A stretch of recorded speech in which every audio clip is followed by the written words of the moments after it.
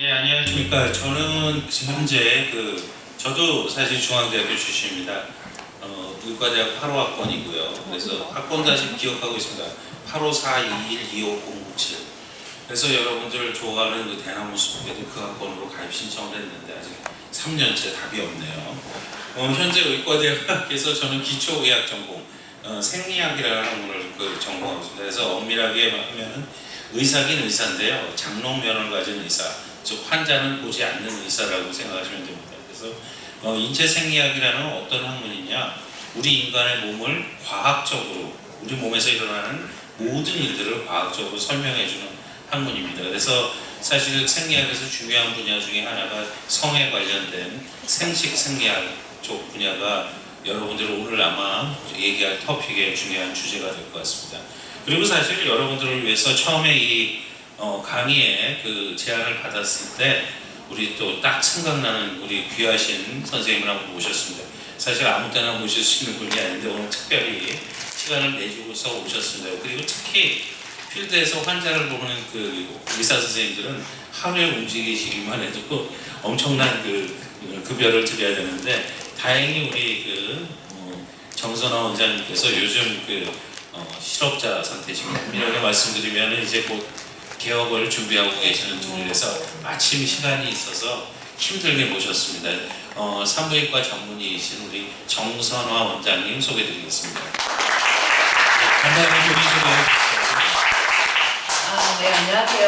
저는 산부인과 전문의 정선화라고 하고 닉네임을 이제 닥터 클로이라고 해가지고 CBS의 이제 플로랑 같이 협업해서 팟캐스트도 하고 있고요. 여러 가지 유튜브를 통해서 이런 성교육에 관련된 내용들을 제가 강의를 하고 있습니다. 여러분들 보셨을지 모르겠는데 알쏭달쏭이라고 하는 또 유튜브 채널이 있고요.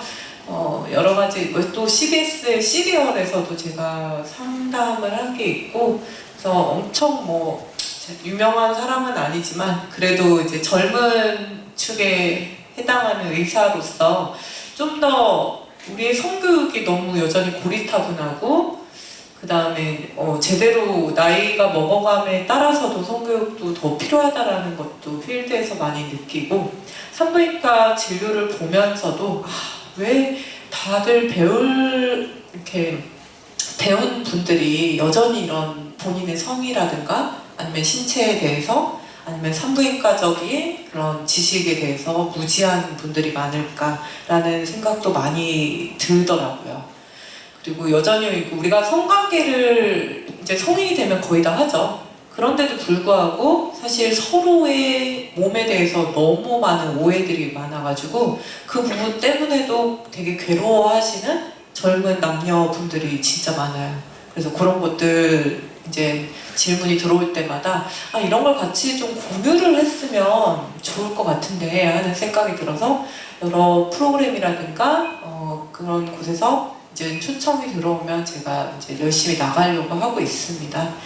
그래서 오늘도 임무열 교수님의 초청으로 제가 이렇게 여기 중앙대학교 학생분들을 모시고 얘기를 할 수 있어서 너무 영광이고요. 그리고 대면 강의가 진짜 오랜만이어가지고 정말 색다르고 기쁘네요. 예, 감사합니다. 저렇게 귀한 분을 여러분 가끔 음식점에 같은 데 보면은 그런 표시가 있죠. KBS, SBS, MBC에 나올 집, 그렇게 설명하는 음식점이 있습니다. 그러신 것처럼 정선화 선생님은 아마 제가 보기에는 앞으로 여러분 만나보기가 쉽지 않으실 정도로 이 분야에서 탁월하실 거로 예상되는 분인데, 그래서 저는 나중에 우리 정 선생님 잘 되면 거기 숟가락이라도 좀 하나 얹어서 우리 자식들 용돈이나 좀 나눠줄 수 있는 그런 사람이 되고 싶습니다. 자, 그래서 오늘 토픽은 오늘 19금 토크인데, 혹시 여기 19살 안 되시는 분은 없죠? 나중에 사회적으로 문제가 될 수 있으니까 혹시 19세 미만 성인이 아니신 분들은 일단 조용히 자리를 뜨셔도 되고요. 나중에 혹시라도 문제가 되면은 죄송하지만 좀 나이를 속여서 얘기해 주셔서 저희가 문제가 좀 안 되게 저희가 분명히 이런 현수막이 아마 꽤 붙어 있을 것 같습니다. 19금 토크. 그래서 지금 화면이 있다면 아마 여기 19하고 빨간색이 그려져 있어야 되고. 자, 그래서 오늘 그 얘기할 얘기는 사실 성에 대해서, 인간에게 있어서 그 섹스 내지는 섹슈얼 컨택이라는 것의 의미를 가지고 그 토픽부터 저희가 몇 가지 토픽을 우리 정 원장님 모시고 다뤄보겠습니다. 일단 그 섹스라고 얘기하는 거는 그 결국은 종족 번식을 위해서 어떻게 보면 어떤 동물이나 하고 있습니다. 그렇지만 인간만이, 사실 실질적으로 모든 동물 중에서 인간만이 이 그 생식과 관계없이, 종족 번식과 관계없이 하나의 즐거움으로서 성교 내지는 섹슈얼 컨택을 느끼게 된다라고 그렇게 우리가 이야기하고 있는데요.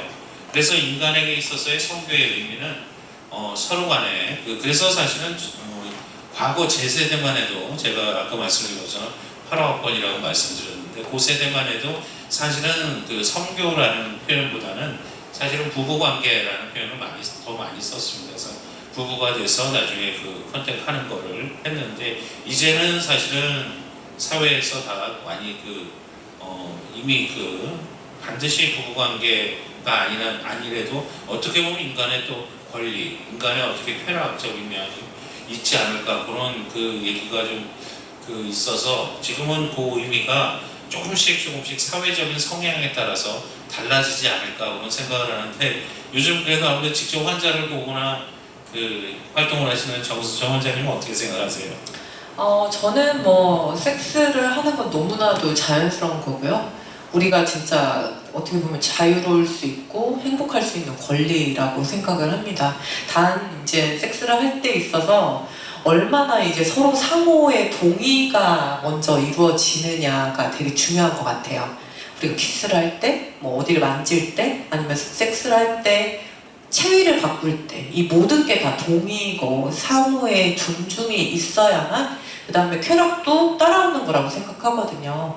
이제 이런 부분에서 다른 성범죄자들과 차별이 되는 거는 내가 얼마나 내 중심적인 게 아니라 상대를 존중하느냐, 그로 인해서 쾌락이 발생한다면 그건 정상적인 거고, 철저히 본인 위주로의 그런 판타지를 만족시킨다던가 본인 위주로만 생각을 한다면 그거는 이제 비정상적인 성욕이라고 볼 수 있겠죠. 단 이제 서로의 상호 동의랑 존중이 이루어진다면 그거는 이제 자신의 몸을 책임질 수 있는 성인이 된 상태에서 섹스를 하는 거라면 저는 비록 예전처럼 부부가 되지 않아도 이미 이제 우리가 성인이 되는 상태에서 섹스를 하는 거라면 얼마든지 그거는 충분히 우리의 권리로 주장할 수 있다고 생각을 합니다. 예, 말씀을 듣고 보니까 역시 상호 소통이 어떤 일에 있어서나 상당히 중요한 것 같은데, 저도 좀 반성하게 되네요. 예, 지금 말씀을 듣고 보니까. 네, 사실은 그게 되게 교수님 나이대 분들 성교육이 되게 필요해요. 네, 오히려 저희 진료실에 오시는 분들 중에 20대 친구들은 같이 커플 상담을 오시거든요. 그러면 얘기를 하면 남자친구들도 되게 아예 오픈돼서 다 얘기하면 다 그걸 되게 막 받아들이고, 우리 여자친구한테 어떻게 내가 해줘야 되지? 이걸부터 생각하는데 40대, 50대들 좀 문제입니다.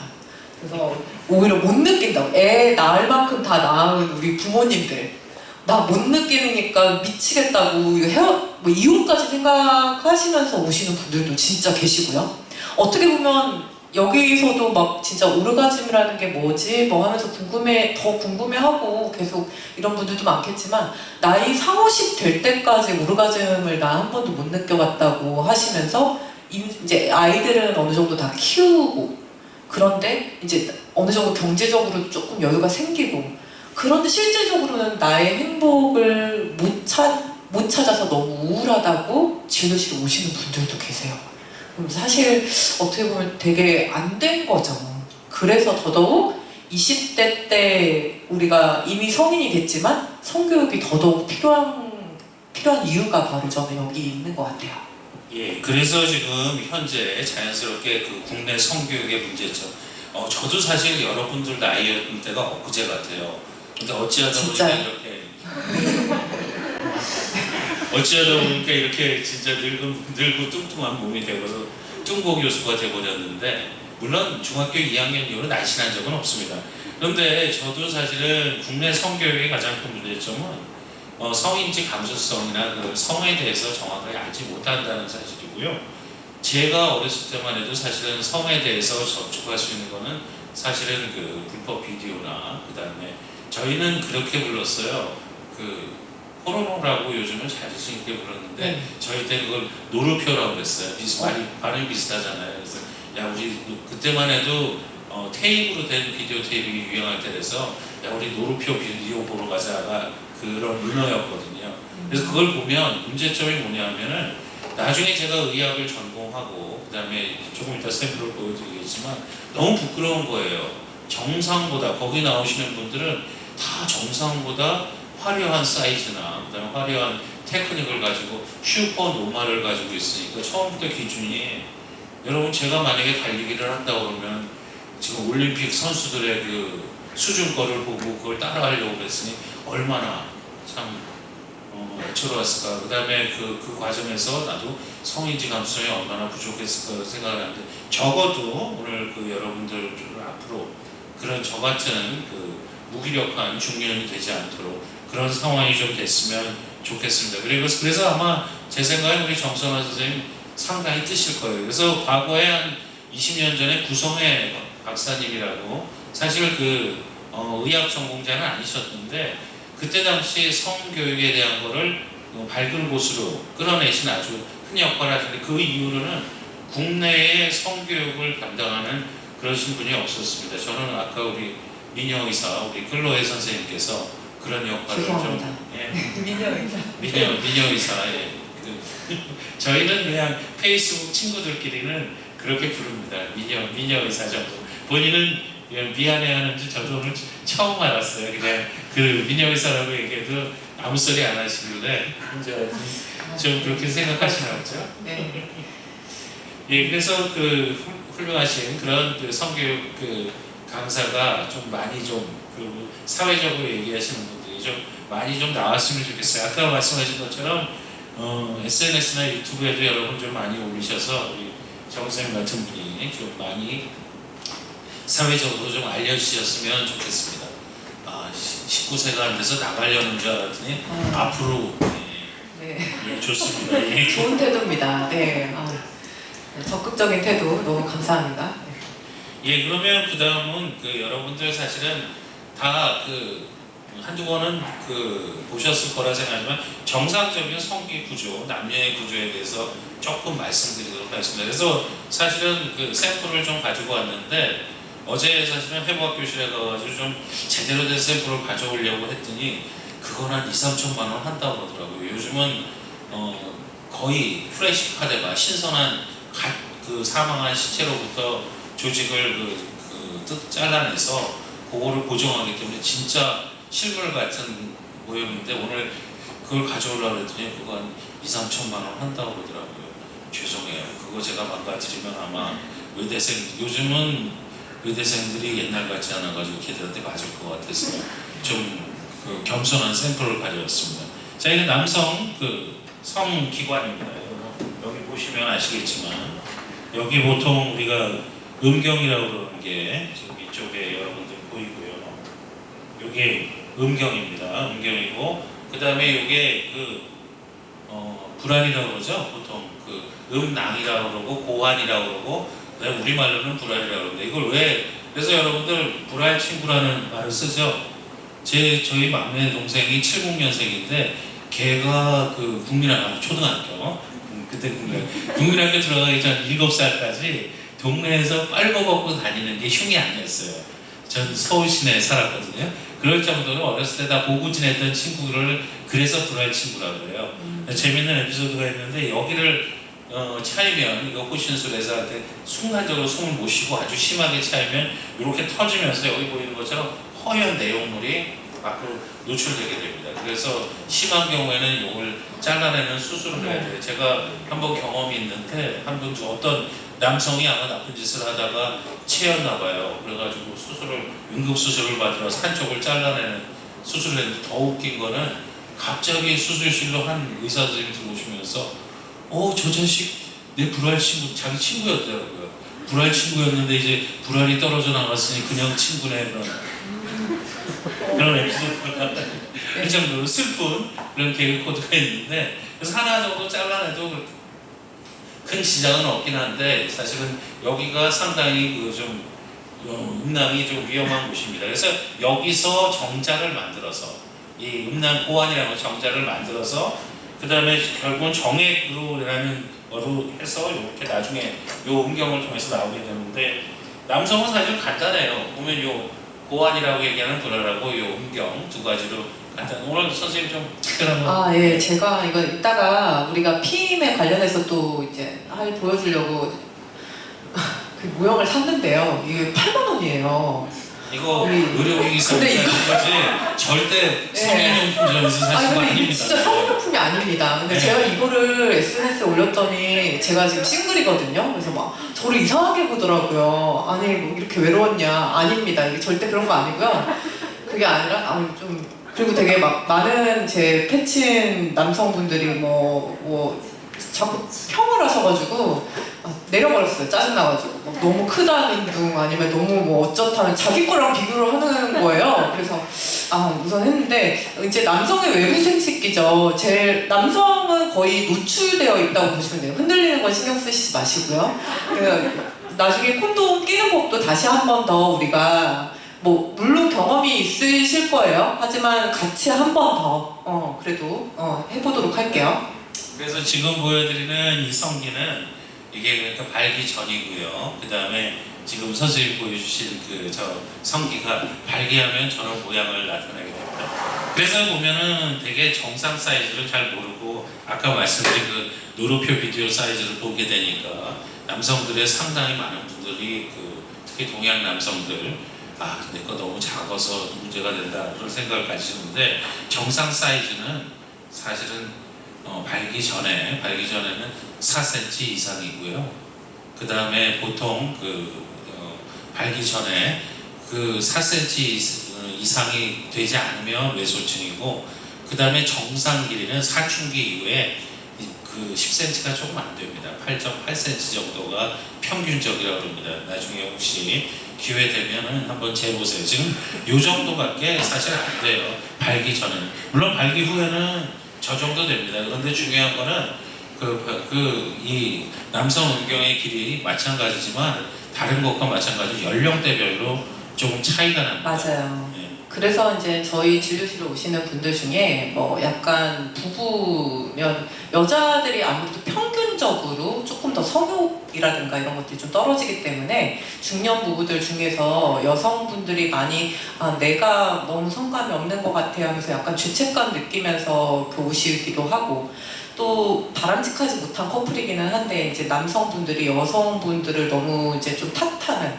와이프를 좀 탓하면서 이렇게 부부관계를 자주 못 맺는 거에 대한 불만을 토로하시는 경우도 있는데, 사실상 여자들도 뭐 질이나 이런 신체적 노화가 있지만 남성들도 젊을 때가 이렇지 나중에 나이 먹으면 음경 사이즈가 좀 작아져요. 근데 이제 남자들은 약간 좀 그런 거에 대한 인식이 여성에 비해서는 조금 떨어지는 편이어가지고 본인들의 음경 사이즈가 작아지는 것보다 그런 건 조금 별로 신경을 안 쓰더라고요. 하지만 이제 성적인 그런 감각이라든가 신체적인 이제 성 기능이라든가 이런 거는 남녀 모두 나이가 먹으면 이제 감소한다고 생각하시면 되겠습니다. 그래서 남자들은 사실 소변기에다 제 나이 정도 되면요, 소변기에서 오줌 줄기가 시원하게 나가고 소리 나는 것만 봐도 옆에서 부러워하고 그래요. 같이 친구들끼리 오줌 싸러 가고. 어릴 때는 화장실이 저희 때는 세면 바닥 같은 데다 소변을 봤거든요. 그래서 누구께 높이 올라가나 그러고 서로 싸우고 그랬는데 지금은 그렇게 많이 됩니다. 그리고 물론 젊었을 때는 이런저런 목적으로 많이 쓰는데 요즘은 가장 많이 쓰는 게 결국 소변 볼 때 소변이 흘리지 않게 잘 변기 속으로 들어가게 하는 게 중요하게 많이 사용하는 게 남성 장기죠. 자, 이거 그러면 여성 장기를 좀 간단하게 좀 설명을 드리겠습니다. 이건 여성의 지금 단면인데 생식기의 단면인데, 아까 정 선생님이 말씀하신 것처럼 남성은 다 밖으로 나와 있고요, 여성은 다 대부분 안으로 들어와 있습니다. 그래서 그 저희가 옛날에 공업 과목을 배울 때 보면 그 순나사, 앞나사라는 표현을 썼습니다. 그래서 안쪽으로 받아주는 거를 앞나사라고 얘기하고 밖에서 그 해주는 보통 나사를 우리가 순나사. 요즘은 그런 표현을 잘 쓰지 않고 그냥 볼트, 너트 그렇게 쓰죠.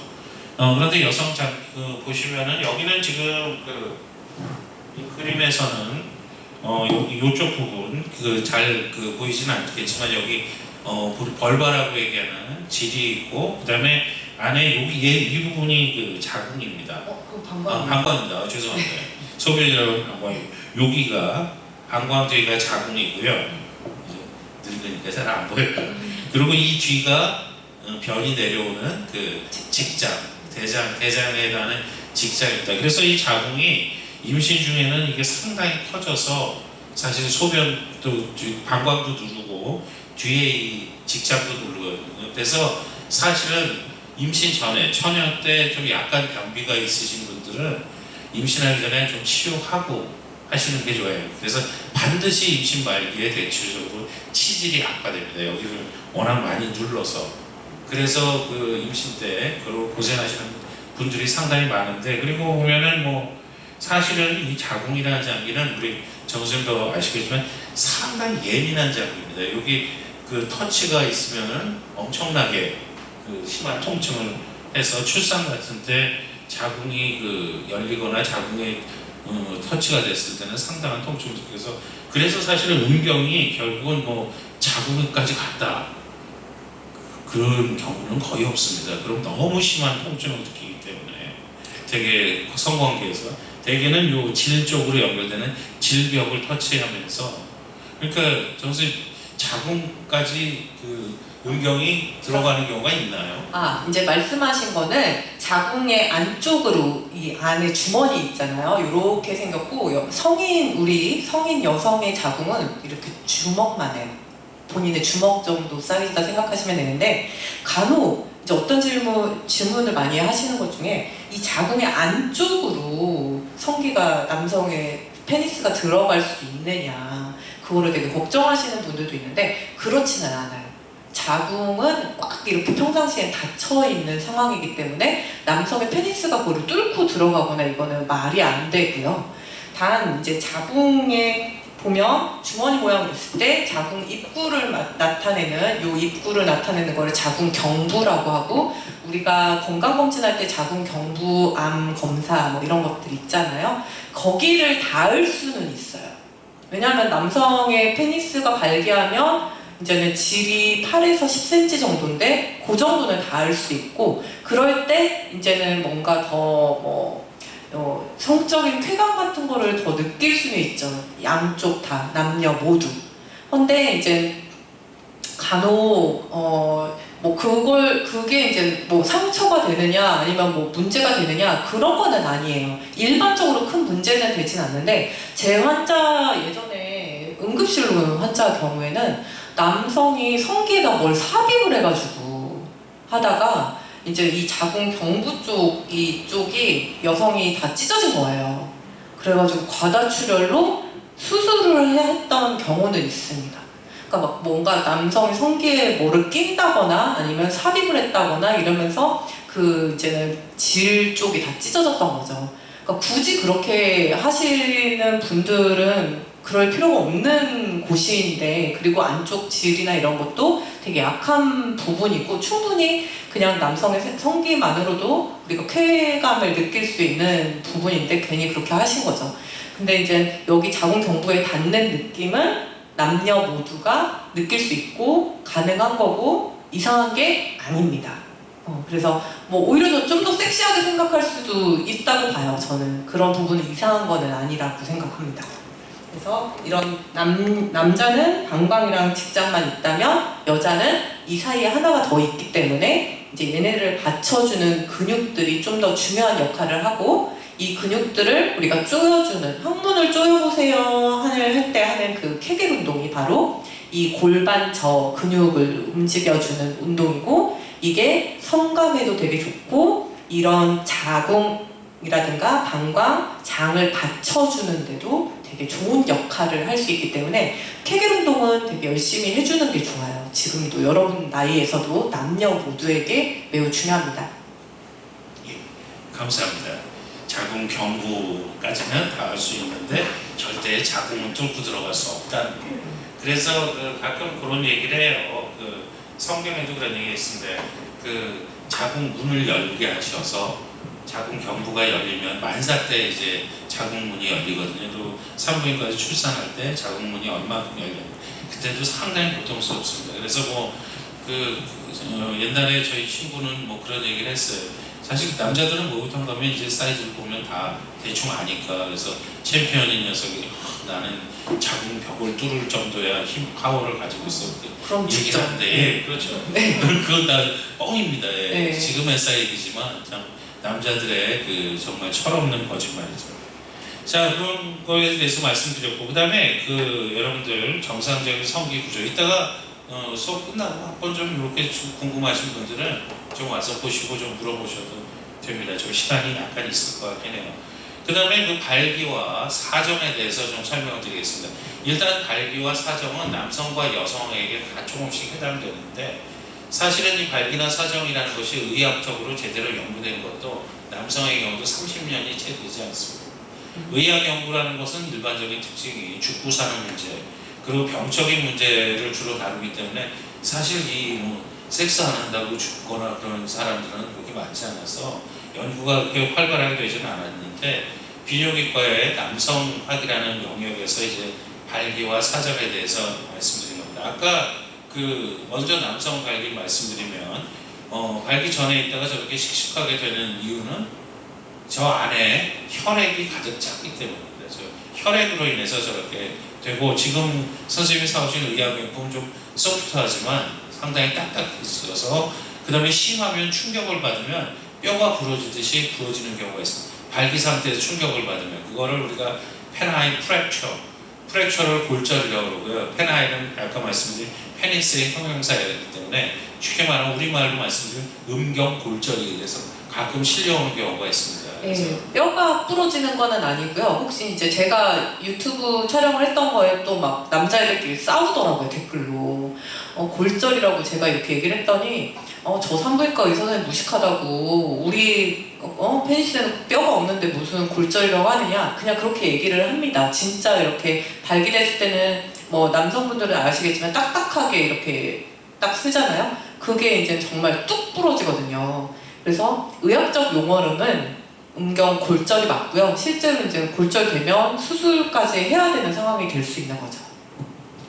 하여튼 그런 상황이 되면 제일 중요한 건 빨리 병원을 찾아오시는 게 중요합니다. 왜냐하면 조직이라는 게 오랫동안 손상받으면 원래대로 잘 회복되지 않고, 잘못하면 그 이후에 발기도 잘 안 되거나 발기가 되더라도 한쪽으로 기울어지는 그런 부작용을 가질 수 있고요. 자, 그 다음에 사정이라는 거는 보통 남성에서 또 사정, 그 다음에 요즘 조금 더 말씀드리겠죠. 여성 발기와 여성 사정에 있어서도 요즘 연구가 되고 있지만, 아직 남성의 경우에는 발기와 사정, 성관계 시에 100% 이게 다 일어나야지 가능하지만, 여성의 경우에는 발기와 사정이 안 되는 경우도 상당히 많이 있습니다.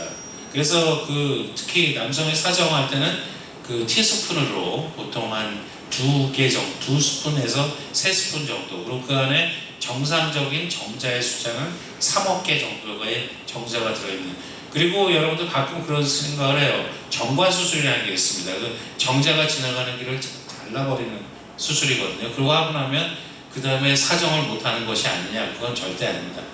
정액은 충분히 분비가 되기 때문에 그 정액들로 인해서 정관수술하고도 사정은 잘 이루어지고 있습니다. 그래서 사정할 때는 보통 3에서 5cc 정도, 그리고 그 다음에 그 안에는 3억 개 정도의 정자가 들어 있습니다. 그러나 또 너무 자주 사정을 하게 되면은 사정하는 양이 조금씩 줄어들게 되죠. 여성 발기와 사정에 대해서 우리 정 원장님이 좀 우선은 또 이제 남성 얘기에서 많이 이제 질문 들어오는 것들이 그런 거거든요. 쿠퍼액으로 임신이 되느냐? 정말 많이 물어봐요, 진짜. 이제 응급 피임약 받으러 오시면서 막 얘기해요. 뭐 나는 피임을 했고 어쩌고저쩌고 이제 했는데 결국 물어보는 건 그거예요. 막 쿠퍼액으로도 임신이 되는 거 아니냐. 실제 쿠퍼액을 가지고 한 연구가 있어요. 남성의 쿠퍼액이 말씀하셨지만 이제 사정하기 전에 나오는 그런 분비물이죠. 윤활액 같은 거죠. 혹시 좀 설명해 주실 수 있으신가요? 아니요, 사실은 여러분들 아시겠지만 이 살 대 살이 사실 비비면 상당히 좀 쓰라리고 아프기 때문에 지금 말씀하신 것처럼 그런 목적으로 쿠퍼액이라는 게 좀 나옵니다. 그래서 그런데 지금 사실은 상당히 쿠퍼액하고 정액을 좀 구분 못 하시는 분도 상당히 많고요. 그 다음에 남성에 따라서는 쿠퍼액의 분비가 원활하지 않은 사람도 있습니다. 그리고 여성도 마찬가지로 어느 정도 성관계를 할 때가 되면 분비물이 적게 나오는 사람, 많이 나오는 사람들이 있으니까 그럴 때는 좀 약간 크림 같은 거를 좀 사용하시거나 아주 급할 때는 저희 친구들은 침을 좀 쓴다고도 얘기하는데 요즘은 좋은 게 많아요. 예, 요즘 좋은 게 많이 나와 있어요. 예, 이렇게 윤활액 되게 종류 다양하게 있고 최대한 수용성으로 조금 쓰시는 게 좋습니다. 지용성은 콘돔 기능을 악화시킬 수 있기 때문에 오히려 콘돔이 찢어지거나 더 그럴 수 있어요. 그래서 윤활액 같은 거 요즘 정말 많이 사거든요. 저도 사봤는데 좋은 게 되게 많더라고요. 그래서 그런 거는 저는 강력 추천을 해드리고 제일 좋은 거는 이제 전이를 잘 하는 거지만 우리가 전이하는 데 있어서 조금 서툴거나 이럴 수도 있으니까 그런 거 써보시면 좋을 것 같고 아까 다시 돌아가서 쿠퍼액으로 임신이 되느냐 우선 쿠퍼액으로는 임신이 되지 않습니다. 쿠퍼액에는 정자가 없어요. 하지만 우리 남성분들도 잘 생각해보고 여성분들도 생각해보시면 우리가 섹스할 때 제정신 차리면서 섹스를 하나요? 거의 정신 못 차립니다. 누가 어떻게 되는지도 몰라요. 그러면 이제 그게 쿠퍼액이 먼저 나오다가 그 다음에 이제 사정이 되는 건데 그때 좀 섞일 수가 있어요. 그래서 쿠퍼액 자체만으로는 임신이 되지 않지만 우리가 섹스를 하다 보면 제정신이 아니기 때문에 이제 남자들이 그거를 잘 컨트롤할 수가 없을 수 있어요. 그러다 보니까 콘돔 씌울 때 어떻게 하라는 거죠? 발기 됐을 때 콘돔을 써라 라고 하는 게 그거고 아니야 괜찮아 난 우선 하자 우선 하고 나 이제 쌀 것 같아 그 다음에 콘돔을 쓰는 거는 의미가 없는 거예요. 그래서 이제 콘돔 사용하는 것도 본인이 삽입하기 전에 발기가 됐을 때부터 쓰는 거고 그래서 쿠퍼에 나올 때 성관계를 했는데 섹스를 했는데 임신이 됐을 것 같아요. 그러니까 완전히 쿠퍼액 많은 순수한 쿠퍼액으로는 임신이 되지 않지만 우리가 이미 삽입을 했을 때는 좋아가지고 이미 이게 조금씩 흘러나올 수 있기 때문에 그거는 임신이 될 수 있다라고 얘기를 할 수 있는 거죠. 이게 참 하나님이 잘못 만드셨어요. 쿠퍼액은 파란색, 정액은 빨간색으로 만드시면 구분이 쉽게 됐을 텐데 네, 그러니까요. 주님께서 우리에게 인간에게 즐거움을 주시기 위해서 하나님의 형상대로 만드셨다고 그러셨잖아요. 그래서 하는데 색깔 나중에 한번 좀 하늘나라에 가서 그건 좀 따져보고 싶네요. 네. 자, 그리고 계속해서 여성 발기, 남성을 음경이라고 그러면 여성에는 음핵이라는 부위가 있습니다. 예, 선생님 좀 설명해 주시죠. 네네. 애초에 우리는 지금 남자 친구들은 어깨도 넓고 뭔가 좀 털도 많고 목소리도 두껍고 신체적으로 다 다르게 생겼지만 여자와 남자는 뱃속에 있을 때는 똑같았어요. 그러다가 한 12주차 때 되는 태아에서 남성 생식기와 여성 생식기가 분화가 돼가지고 이제 완전하게 누구는 꼬추가 생기고 누구는 음순이 생기고 이렇게 달라지게 되는 건데 여기 보시면 남성의 귀두 부분이 여성에서는 똑같은 곳이 클리토리스, 음핵입니다. 그림이 없네요. 음핵 부분은 이렇게 콩알처럼 이렇게 아주 작은 부분인데 이 콩알 사이즈의 이게 남성의 귀두가 온전하게 그러니까 우리가 성쾌감을 느끼기 위한 그런 기관이거든요.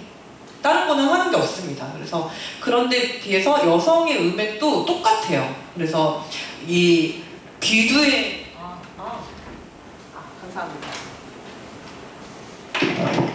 뭐 남성 모형은 여기 있으니까 여성의 생식기를 그리면 이렇게 되어 있어요.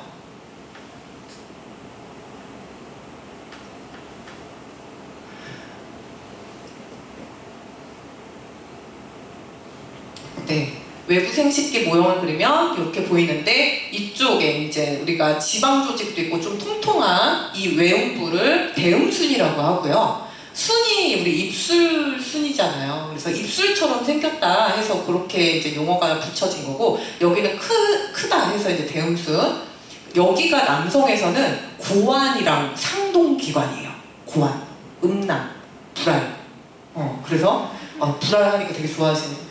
역시 이런 용어가 훨씬 더 친근은 하기는 하죠. 그 다음에 이제는 소음순이 여기 이렇게 양쪽에 꽃잎같이 생겨 있는 부분인데 이거는 우리가 막 자위를 하면 소음순이 더 까매지는 거 아니에요? 섹스를 많이 한 증거 아닐까요? 그런 이제 루머가 있고 남자들 중에서도 그런 걸로 여자의 이제 외음부 모양이나 색깔을 통해서 성경험이 많은 애인 것 같아 이렇게 판단하는 경우도 있는데 그건 루머예요.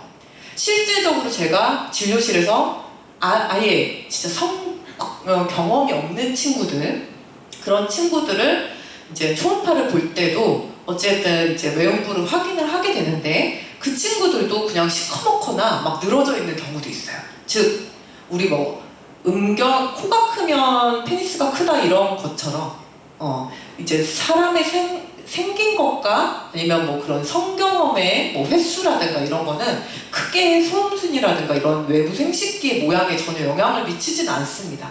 단 이제 자전거를 많이 탄다거나 아니면 자전거를 많이 타서 여기가 마찰이 있어서 좀 더 늘어진다거나 이런 건 조금씩 영향은 줄 수 있지만 크게 영향은 없고요. 만약에 내 외부 생식기를 봤는데 너무 이게 모양이 나는 마음에 들지 않는다 뭐 그러면 수술도 있어요. 그래서 저도 되게 많이 하는 수술이기도 하고 소음순 성형술이라고 해서 최대한 모양도 이렇게 양쪽 대칭도 맞고 늘어져 있는 부분을 제거하는 수술도 있고 뭐 부작용이나 이런 것들도 거의 없기 때문에 그런 걸 고려해 보셔도 됩니다. 그 다음에 이제는 항문이 있고 질이 있고요. 요도, 소변 나오는 곳이 있어요. 즉 남자들은 이렇게 이제 소변 나오는 데가 많이 이제 항문이랑 차이가 나고 거리가 있지만 여자들은 거의 이웃사촌이에요. 그러다 보니까 우리가 성관계를 하면 뭐가 잘 생길까요? 방광염. 그래서 섹스 후에 방광염 생기는 경우 되게 많아요. 그게 이제 남자애가 뭘 가지고 있어서 그 균을 많이 가지고 있어서 이런 경우도 물론 있습니다만 성병 좀 이따 이제 얘기를 할 건데 그런 경우도 있지만 사실상 우리가 섹스를 하면 나는 여기만 접근할게 이럴 수 있어요? 안 돼요. 여기 다 우리가 남녀가 다 접촉을 하게 되죠. 그러다 보니까 이쪽 뭐 여기에 있는 대장균들 이런 것들이 이렇게 방광을 타고 올라가서 염증을 일으키는 경우가 되게 많아요. 그래서 성관계 이후에 방광염도 되게 흔하게 올 수 있고요. 그 다음에 이제 여기가 클리토리스라고 하는 건데 아주 작아요. 콩알 사이즈 정도 되는데 여기가 남성의 귀두만큼의 신경 다발들을 다 가지고 있어요. 그러니까 얼마나 예민할까요? 엄청 예민하겠죠. 그래서 여기를 자극하는 방법도 우리가 훨씬 더 성적 쾌감을 얻을 수 있는 그런 방법이 될 수도 있습니다. 그 다음에 여기를 이렇게 살짝 덮고 있는 음핵 후드, 포피가 있어요. 이거는 그러면 남자의 뭐랑 똑같은 기관일까요? 우리 포경 안 한 남자친구들 포피로 덮여져 있죠? 그런 친구들 거기 기관이랑 똑같다고 보시면 되고요. 여기가 그래서 여자들은 성적 흥분을 하면 이 음액이 커져요. 발기가 된다고 합니다. 그거를 여성 발기라고 해요. 그래서 조금 더 한 사이즈가 1.5배에서 2배 정도 사이즈가 커지게 돼요. 그건 사람마다 다 다르고요. 그래서 포피가 덮여져 있던 게 조금 더 노출이 되는 경우도 있고. 그래서 사실 꼭 해야 되는 건 아니지만 너무 이 포피가 이렇게 많이 덮고 있는 분들은 내가 이런 클리토리스 자극했을 때 성감을 못 느낀다고 하면 이 포피를 조금 이렇게 까주는 포경 수술이 있어요. 여성들한테도 그런 거를 하기도 합니다. 그래서 이제 보면 여자들은 외부 생식기를 봤을 때 3개의 구멍이 있다.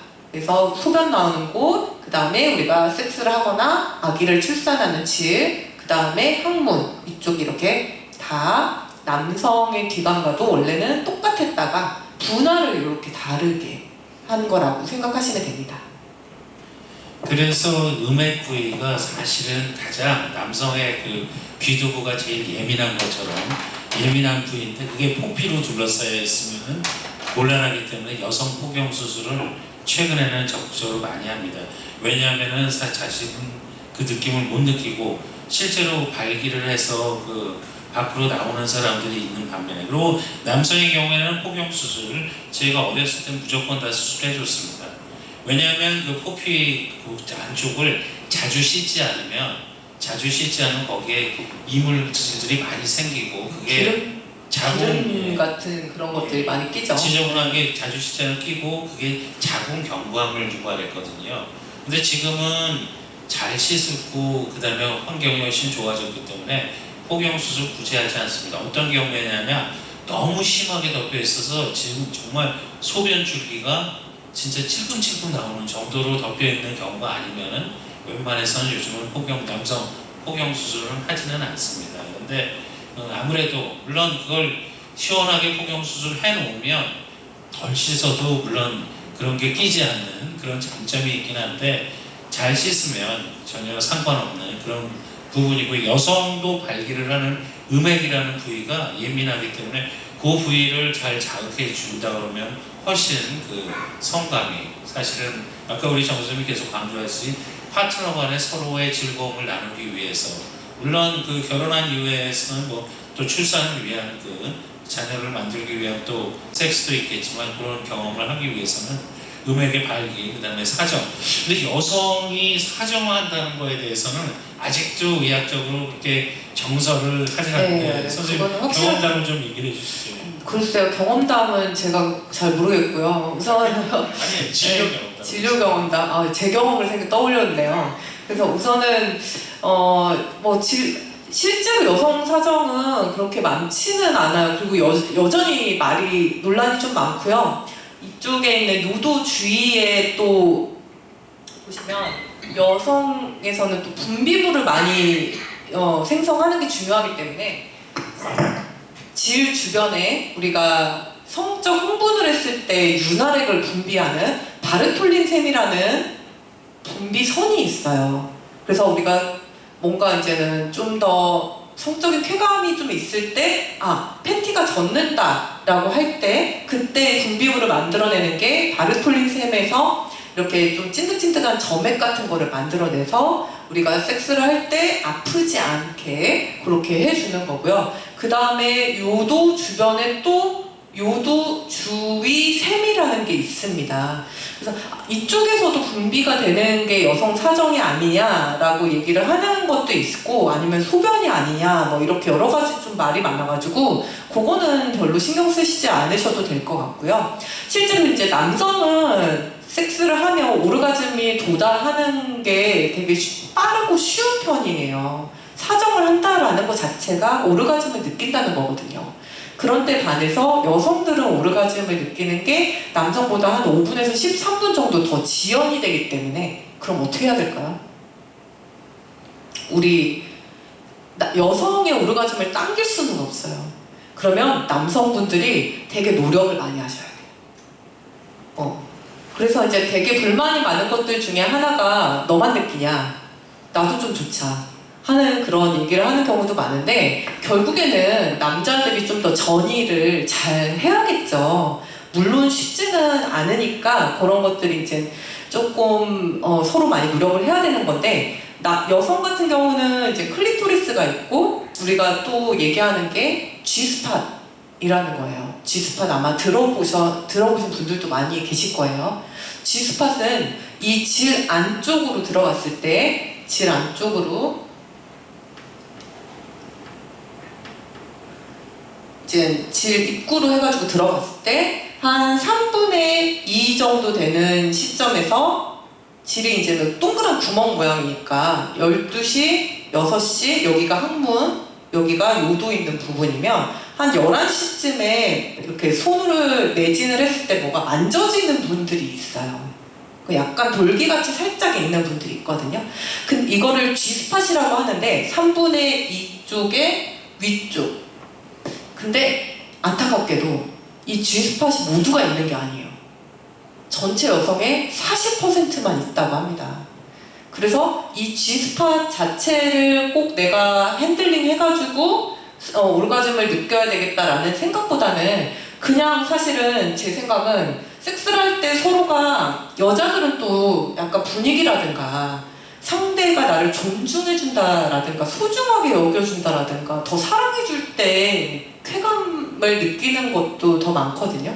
그래서 이런 이제 남성분들이나 여성분들이나 모두가 좀 뭐 클리토리스 아니면 G스팟 이런 거에 집중해가지고 서로 전이나 애무를 해야 된다라고 생각하는 게 많은데 사실 그냥 저의 생각은 그런 섹스를 할 때 내가 상대한테 존중받고 사랑받는다라는 느낌도 일종의 오르가즘이라고 생각해요. 그래서 꼭 천장을 뚫고 폭발하는 듯한 구름 위에 둥둥 뜨는 듯한 오르가즘만 꼭 우리가 추구할 거는 아니다. 제 생각은 그렇습니다. 남학생들 정신 바짝 차리세요. 졸지 마시고 40% 정도만 입고 없으니까요. 괜히 나중에 혹시 섹스하다가 안 만져진다고 너 트랜스젠더 아니냐 그런 제가 말 잘못했다가 푸짐하게 맞습니다.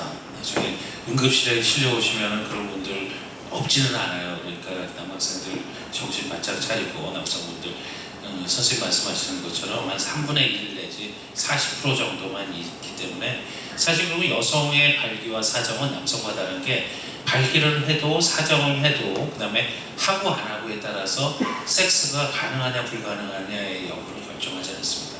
남성은 반드시 발기도 하고 사정도 해야 되기 때문에 그 좀 어떻게 보면은 좀 의무감 같은 것도 느끼고 아까 말씀하신 것처럼 5분에서 13분 정도니까 일반적으로 그만큼은 버텨야 된다라는 그런 생각들을 하고 있는데 그런데 사실은 그 조루, 남성 조루 문제, 그러니까 1, 2분 정도만의 그 사정을 하는 그런 경우를 우리가 너무 빨리 싸는 경우를 사실은 조루라고 하는데 엄밀하게 얘기하면 지금 선생님 말씀하신 것처럼 파트너가 오그라짐 하기 전에 먼저 사정하는 것이 어떻게 보면 의학적으로 가장 적절한 조루가 아닐까 생각합니다. 네. 뭐 그쵸. 아무래도 그 다음에 이제 많이 또 이런 사정에 대해서 질문을 하는 분들 중에 하나가 저도 이제 친한 동생들한테도 이런 질문을 많이 들었는데 여자친구랑 막상 섹스를 하려고 하면 이게 발기가 자꾸 풀린다는 거예요. 그래서 이제 자위나 아니면 포르노를 볼 때는 잘 되는데 막상 여자친구랑 마주하고 뭔가 잘 해보려고 하면 잘 안 된다. 이렇게 해가지고 그것도 제가 이제 블로그나 이런 거를 통해서도 질문을 많이 받았던 내용인데 이거를 심리적인 사정 지연이라고 합니다. 그래서 대부분의 이제 20, 30대들이 고민을 하는 거라면 특별히 뭔가 기저질환 같은 게 없는 분들이라면 남성들의 경우 이제 너무 그 부분에 신경을 쓰시지는 않으셔도 될 것 같고 여자친구한테 좀 더 이제 나의 상황을 같이 얘기를 해보는 것도 괜찮아요. 그래서 제가 제 친한 동생은 아예 여자친구랑 같이 와가지고 여자친구분은 아예 첫 경험이셨고 친한 동생은 그러니까 심리적 사정 지연이 있는 친구였어요. 그래서 같이 와서 커플 상담을 받고 오히려 둘이 되게 섹스에 대해서 얘기를 정말 많이 하고 그 다음에 경험에 대해서도 서로 조금 부족한 거를 계속 보듬어주고 하면서 지금은 너무 행복하다고 서로 너무 행복하고 그런 처음에는 이제 콘돔을 끼면 이 친구는 발기가 풀려버리는 거예요. 그래서 여자친구한테 내가 뭔가 임신이라는 그런 불안감을 주고 싶지 않은데 처음부터 남자친구분들이 여자친구한테 야 내가 자꾸 이렇게 발기가 풀리니까 너 피임약 먹으면 안 돼? 이러면 여자친구 입장에서 어때요? 기분 더럽잖아요.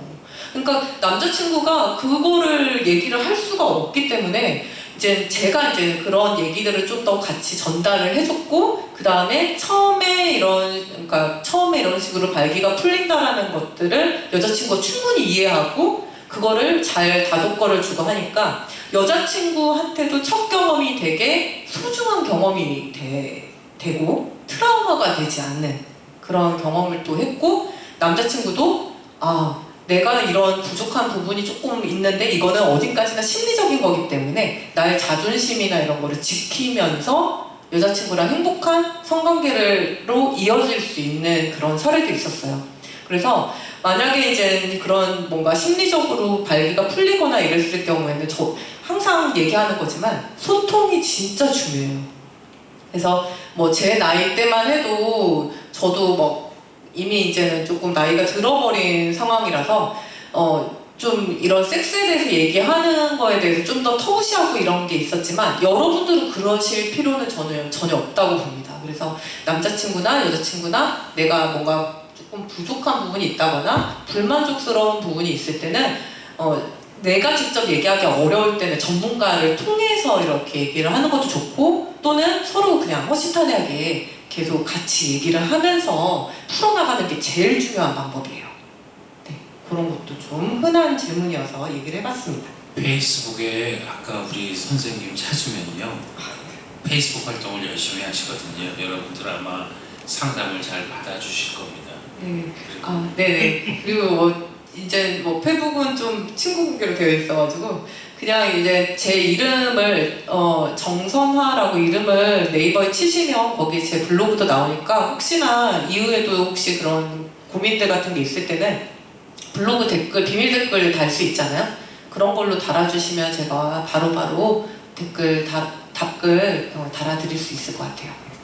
예, 그러니까 임상 경험, 환자들을 직접 본 경험이 있는 따뜻한 그 결과를 원하시면 우리 또 정선화 선생님, 그 다음에 좀 이론을 조금 더 알고 싶다 그러면 저를 찾아주시면 여러분들 아마 완벽하게 해결이 되실 것 같아요.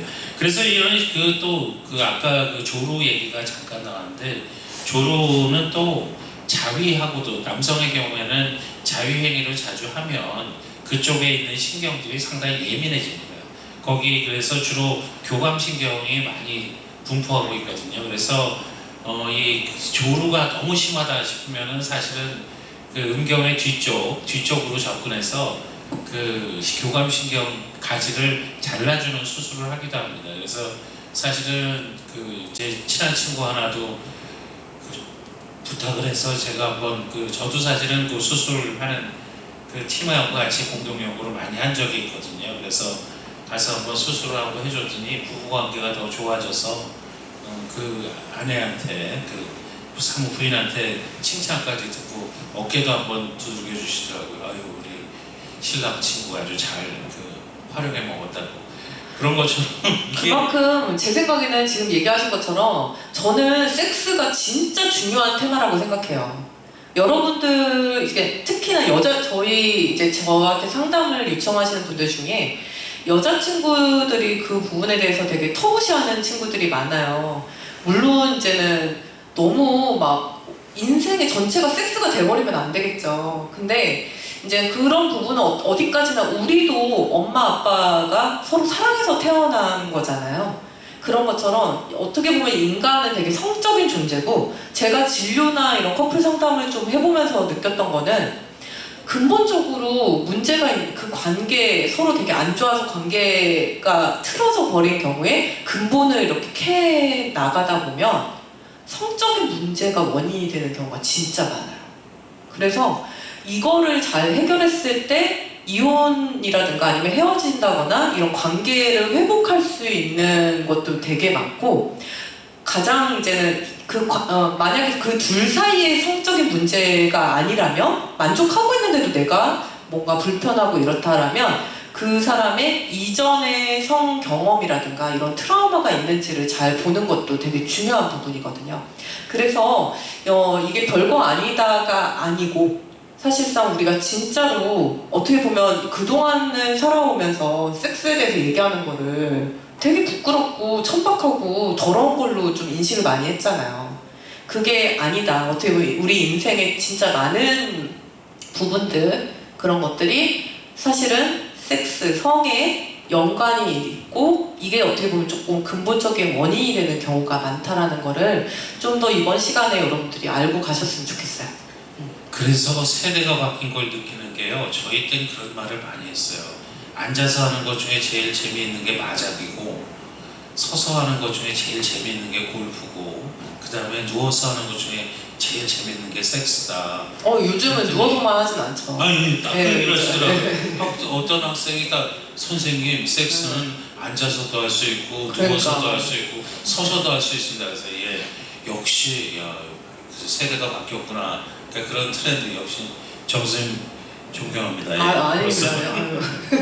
자, 그래서 좀 이어서 우리 그 다음에 또 중요한 거, 섹스 후에 반드시 또 하나 주의해야 될 게 피임에 대해서 좀 말씀드려야 될 것 같아서요.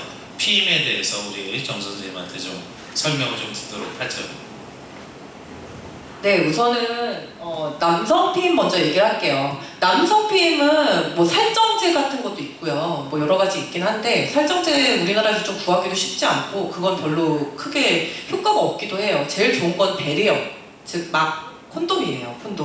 콘돔은 뭐 여러분들 이미 다 아실 건데요. 이런 식으로 생겼죠. 저는 이제 어렸을 때 콘돔을 처음 보고 이게 도대체 뭘까? 이걸 뜯어볼 용기는 안 나고 어렸을 때 고등학교 때였던 것 같아요. 그때 처음 이 존재를 알았거든요.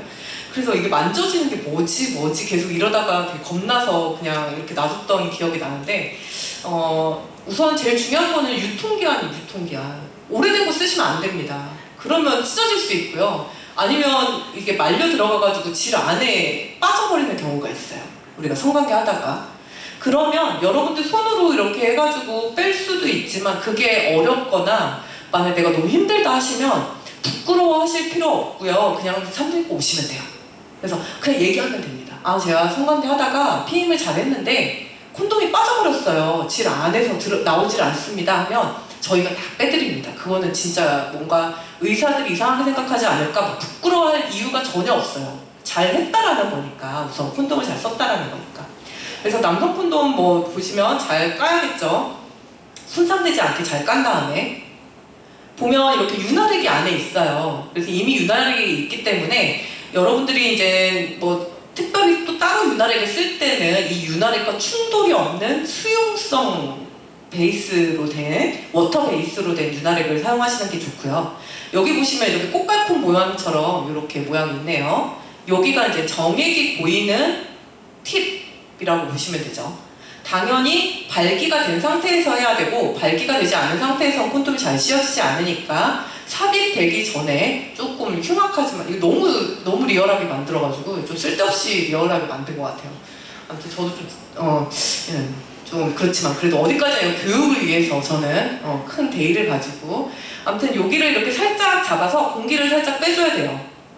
이거는 저는 여자친구들도 알아야 된다고 생각하는 게 제가 예전에 진료를 할 때 한 친구, 대학생 친구가 제 진료실에 와서 선생님 저 콘돔 끼는 법 좀 알려주세요 라고 왔어요. 그래서 되게 깜짝 놀랐어요.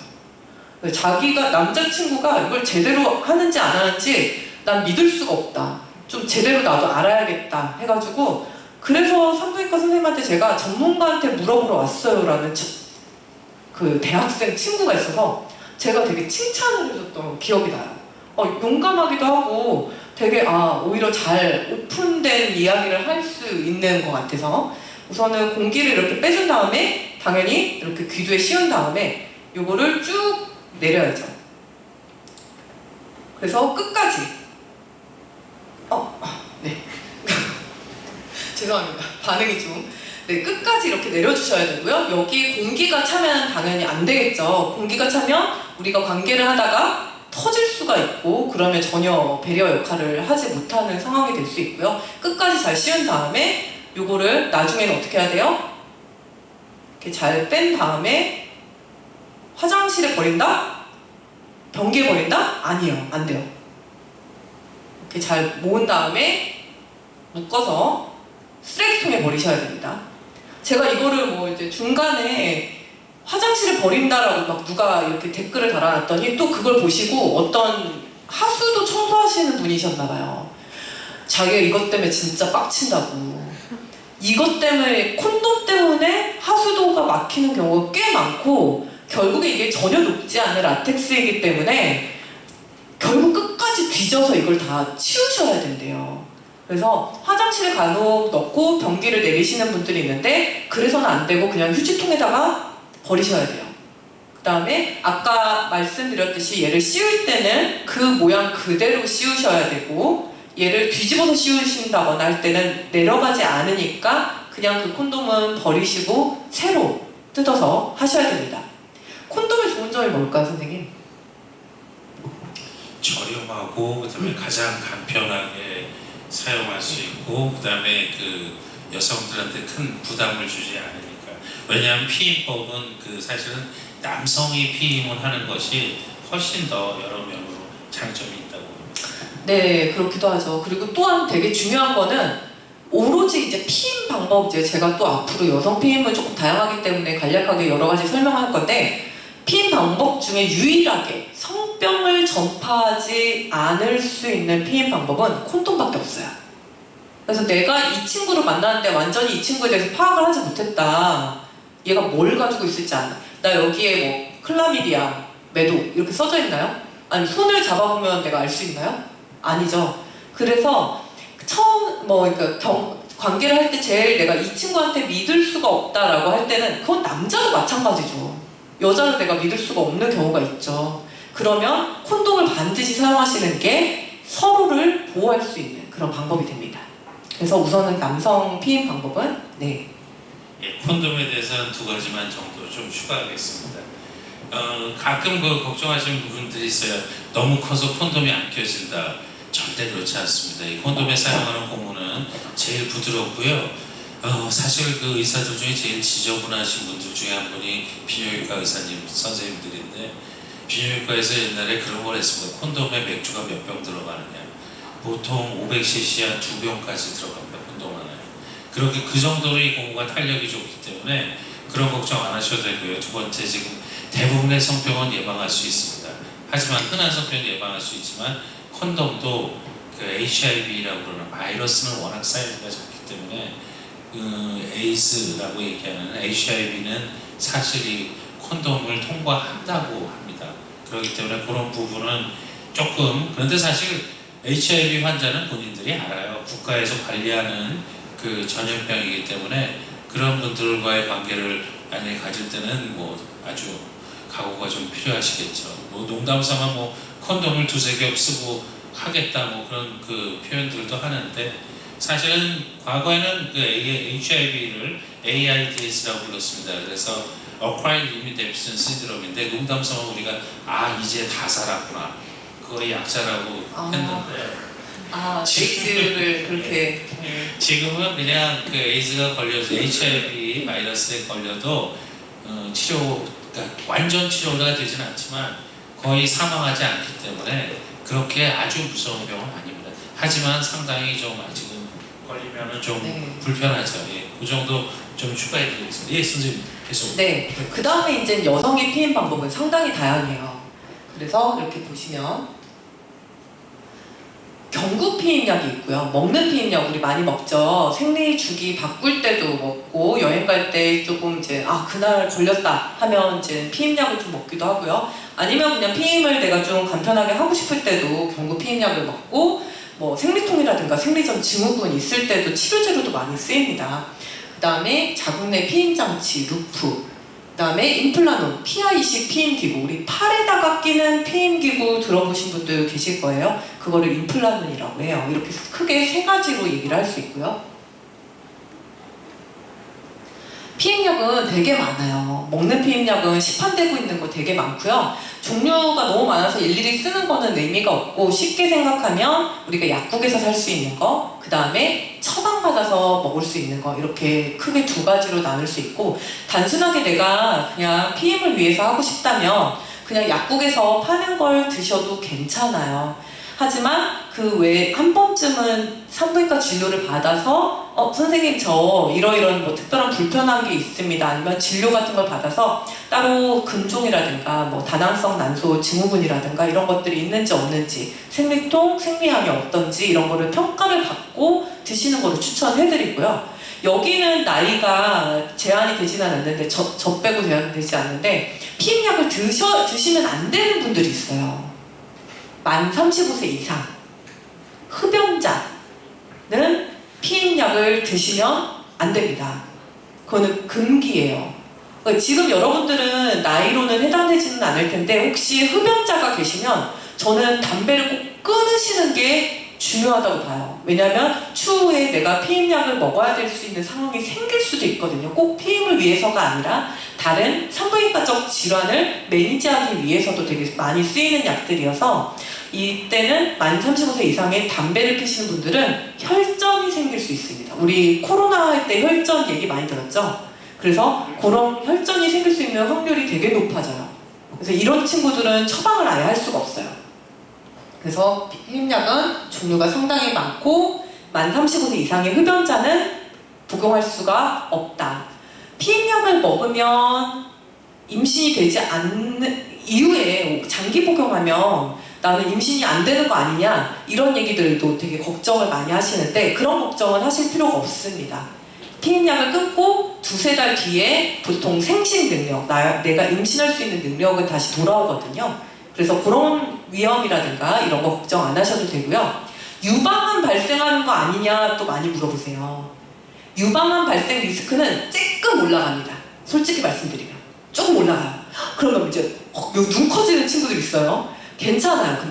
근데 우리가 이 유방암 리스크가 올라가는 거는 일반적으로 1만큼이 이제 우리가 유방암 리스크가 있다라고 했을 때, 우리 그냥 일반적인 사람들이 1이라고 했을 때 유방암 발생가 피임약을 복용했을 때 올라가는 리스크는 1.2만큼 올라가요. 그러니까 사실은 크게 이게 내가 피임약으로 인해서 얻을 수 있는 이득이 더 많으면 복용해도 크게 상관이 없습니다.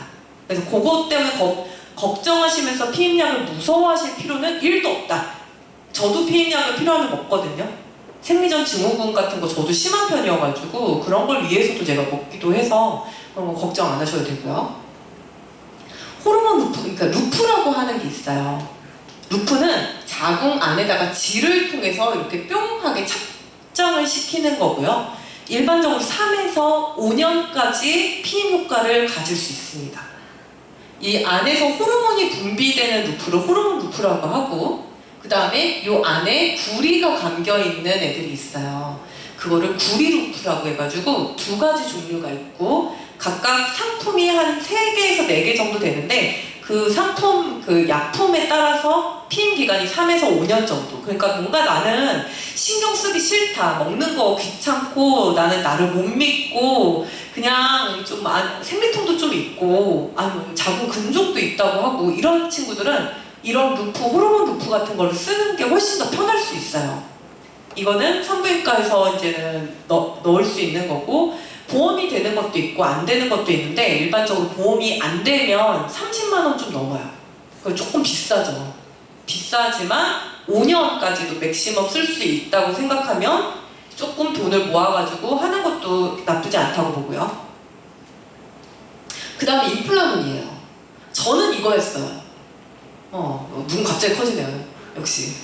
저는 이게 약간 생리양도 좀 줄이고요. 편해가지고 했어요. 이 피임을 하는 건, 피임약을 사용하는 건 전혀 이상한 게 아닙니다. 이게 이제는 호르몬 작용이나 이런 걸 통해서 생리전 증후군도 좀 이렇게 좋게 만들어줄 수 있고 생리통이라든가 이런 것도 줄일 수 있고 생리양이 많아서 내가 막 오버나이트 계속 써야 되는 친구들은 호르몬 루프나 임플라논 같은 걸 하면 생리양이 좀 줄어요. 그래서 훨씬 더 편하게 지낼 수 있거든요.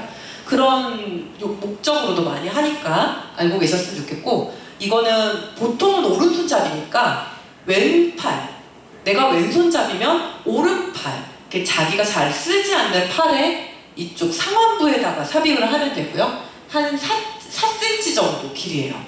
그래서 살짝 만져질 정도로 넣는 게 좋아요. 부작용은 이제는 모든 피임이 다 마찬가지로 부정출혈이 있을 수 있어요. 부정출혈이 있는 경우에는 이제 그 선생님이랑 상의해가지고 뭐 조절을 좀 더 해본다든가 아니면 지켜본다든가 하는데 6개월 이상 부정출혈이 있으면 각각 다 제거를 하는 거를 추천을 결국에 드립니다. 근데 그런 경우는 흔하지는 않아서.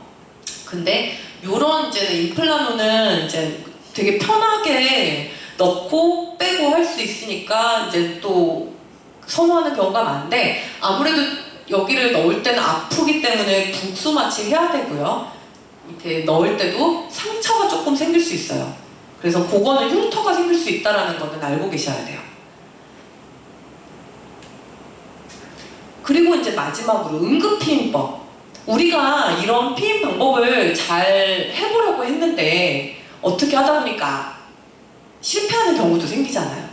그때는 응급피임약을 먹어야 되는데, 응급피임약은 여러 가지가 있습니다만 노레보, 포스티노, 엘라원. 하지만 크게는 노레보랑 엘라원으로 이렇게 두 가지로 나뉘게 돼요. 그래서 응급피임약이 두 가지 종류를 제일 많이 쓴다. 하나는 노레보는 성관계 이후에 3일 이내에 복용해야 효과가 있고요. 엘라원은 성관계 이후 5일 이내에 복용을 해야 효과가 있습니다. 단 최대한 빨리 먹어야 돼요. 최대한 빨리 먹어야 효과가 높고, 이게 시간이 더 오래 걸리면 오래 걸릴수록 효과가 떨어져요. 단점은 이제 당연히 자주 복용하면 할수록, 어떤 친구들 좀 안타까운 친구들이 있는데 얘를 그냥 피임약처럼 한 달에 막 2번씩 타러 와요. 그럼 이제 저는 얘기를 하죠. 그냥 우리 루프를 넣거나 아니면 임플란트 하는 게 어떠냐 하는데 또 오지게 안 듣는 친구들도 있습니다. 이렇게 하면 얘 효과가 떨어지게 되고요. 그 다음에 당연히 뭐 성병 예방 효과 없고, 얘네들은 일반 경구 피임약보다 훨씬 더 호르몬 농도가 높기 때문에 먹고 나면 막 메스껍거나 이런 여러 가지 부작용 같은 게 생길 수도 있고요. 토하는 경우도 생길 수 있어요. 토할 경우에는 바로 다시 처방을 받아서 먹어야 됩니다. 그리고 안타까운 거는 이 먹는 응급 피임약은 효과가 100%가 아니에요. 그래서 이것도 되게 화딱지 나는데, 먹고 나서 잘 지내다가 나중에 한 3주 뒤에 와요. 생리를 안 합니다 하고. 그러면 이 친구 제가, 아니 나는 먹는 응급 피임약을 먹었는데 왜 생리를 안 하냐. 딱 초음파 대보면 애기 심장 박동이 뛰고 있어요. 환장하죠. 그것만 믿고 있는 분들이 계세요. 그래서 이런 경우는 절대 내가 응급 피임약을 먹고 3주 뒤에 생리를 안 한다 하면 반드시 산부인과 와서 최대한 빨리 임신을 진단받으셔야 돼요. 임신을 하는 경우가 진짜 많아요. 그래서 이것만 믿고 계시면 안 된다. 낙태법은 이제는 뭐 모두가 다 알지만 위헌 판정이 났고요. 그 다음에는 이제 불법은 아니기 때문에 뭐 낙태 자체가 뭐 되게 문제가 되거나 이러지는 않아요. 하지만 몇 주까지 뭐 이런 기준에 대해서는 여전히 국회에서 확실한 기준을 의료계 쪽이랑 국회나 정부 쪽이랑 계속 마찰이 있기 때문에 뭔가 이게 아직 정해지지는 않은 상황입니다. 그 다음에 이거는 이제 또 얘기를 해볼 건데, 우리가 낙태 방법도 여러 가지 있는데 요즘 진짜 이렇게 많이 퍼지는 게 미프진이라고 하는 거 들어보셨나요? 혹시? 미프진이라고 하는 먹는 낙태약을 되게 찾는 분들이 되게 많아요. 요거 검색을 정말 많이 하더라고요. 이게 트위터나 이런 SNS를 통해서 불법으로 판매가 되고 있는데, 요거는 우리나라에서는 아직은 불법이고요. 뭐 학회에서도 어느 정도 뭐 써볼 수 있다라고 얘기는 하지만 저는 개인적인 경험으로는 반대예요. 이거 먹고 나서 응급실 실려온 애들 되게 많아요. 저도 대학병원에 있을 때 이제 당직을 쓰면 하혈하면서 막 저혈량성 시약으로 오는 친구들이 있는데, 이 친구도 물어봤더니 미프진을 먹었다는 거예요. 근데 이걸 불법으로 사서 이거를 먹고 그냥 버티다가 응급실에 왔는데 결국에는 수혈도 하고요. 다시 그 자궁 안에 수태물, 애기집 같은 게 그대로 남아있어가지고 다시 긁어냈어요. 그래서 만약에 내가 임신을 했으면 차라리 차라리 이거는 생각도 하지 마시고요. 지금 우리나라에서 어차피 불법이고 여러분들이 이거를 통해 가지고 뭔가 한다면 안전하지 않고 문제될 수 있기 때문에 그냥 병원에 오시는 거 요즘은 워낙에 이게 불법도 아니고 산부인과 전문의를 언제든 병원에서 만날 수 있기 때문에 여러분들이 그거를 안전하게 의료진, 전문의한테 상의를 받으셔서 해결하시는 게 가장 좋은 방법입니다. 그래서 요거까지도 말씀을 좀 드려봤어요. 예, 참 그 피임 여러분들 항상 모든 일에는 그만큼의 또 어떻게 보면 대가라고 얘기해야 될 것 같나요? 어떤 책임이라고 얘기해야 돼. 권리가 있으면 의무가 있는 것처럼 여러분들 우리가 그 만약에 젊은이들에게 섹스할 그 권리가 있다 그러면 임신은 거기에 따르는 어떤 여러분들이 그 원하는 시기에 해줄 수 있는 그런 그 의무도 같이 존재하지 않나 그런 생각을 좀 하게 됩니다. 이 얘기가 이제 거의 끝으로 가고 있는데 그럼 마지막으로 이제 성병에 대해서 여러분들 그 좀 얘기하고요. 그리고 여러분들 질문을 받도록 하겠습니다. 저는 사실 정 선생님하고 좀 약간 차이가 나서 저희 세대 성병이라고 하면 매독하고 임질 정도가 있었습니다. 그래서 매독은 사실 되게 피부과에서 치료하고요. 임질은 주로 음경에서 생기는 문제라서 임질은 비뇨기과에서 많이 치료해서 그래서 옛날에는 피부과 비뇨기과가 같이 붙어 있었어요. 근데 지금은 과가 다 분리가 돼 있고 그래서 아주 기억나는 거는 우리 선생님들 보시면은 그냥 옛날 의사 선생님들은 그냥 맨손으로 음경 같은 거 만지세요. 만지시면서 많이 좋아졌네요. 그러고 하시다가 정말 경화금금치 못하면 조금 이따 전화가 왔어요. 근데 잠깐 메모 좀 하게 하면서 그 손으로 이렇게 해서 메모 좀 그런 세대에 저는 어떻게 보면 교육을 받았는데 근데 그 의사님 지금 70이 넘으셨는데 아직도 현직 진료하고 계시는데 좀 두렵긴 해요. 혹시 이 비디오를 꼭 안 보시기를 저는 바라는 바입니다.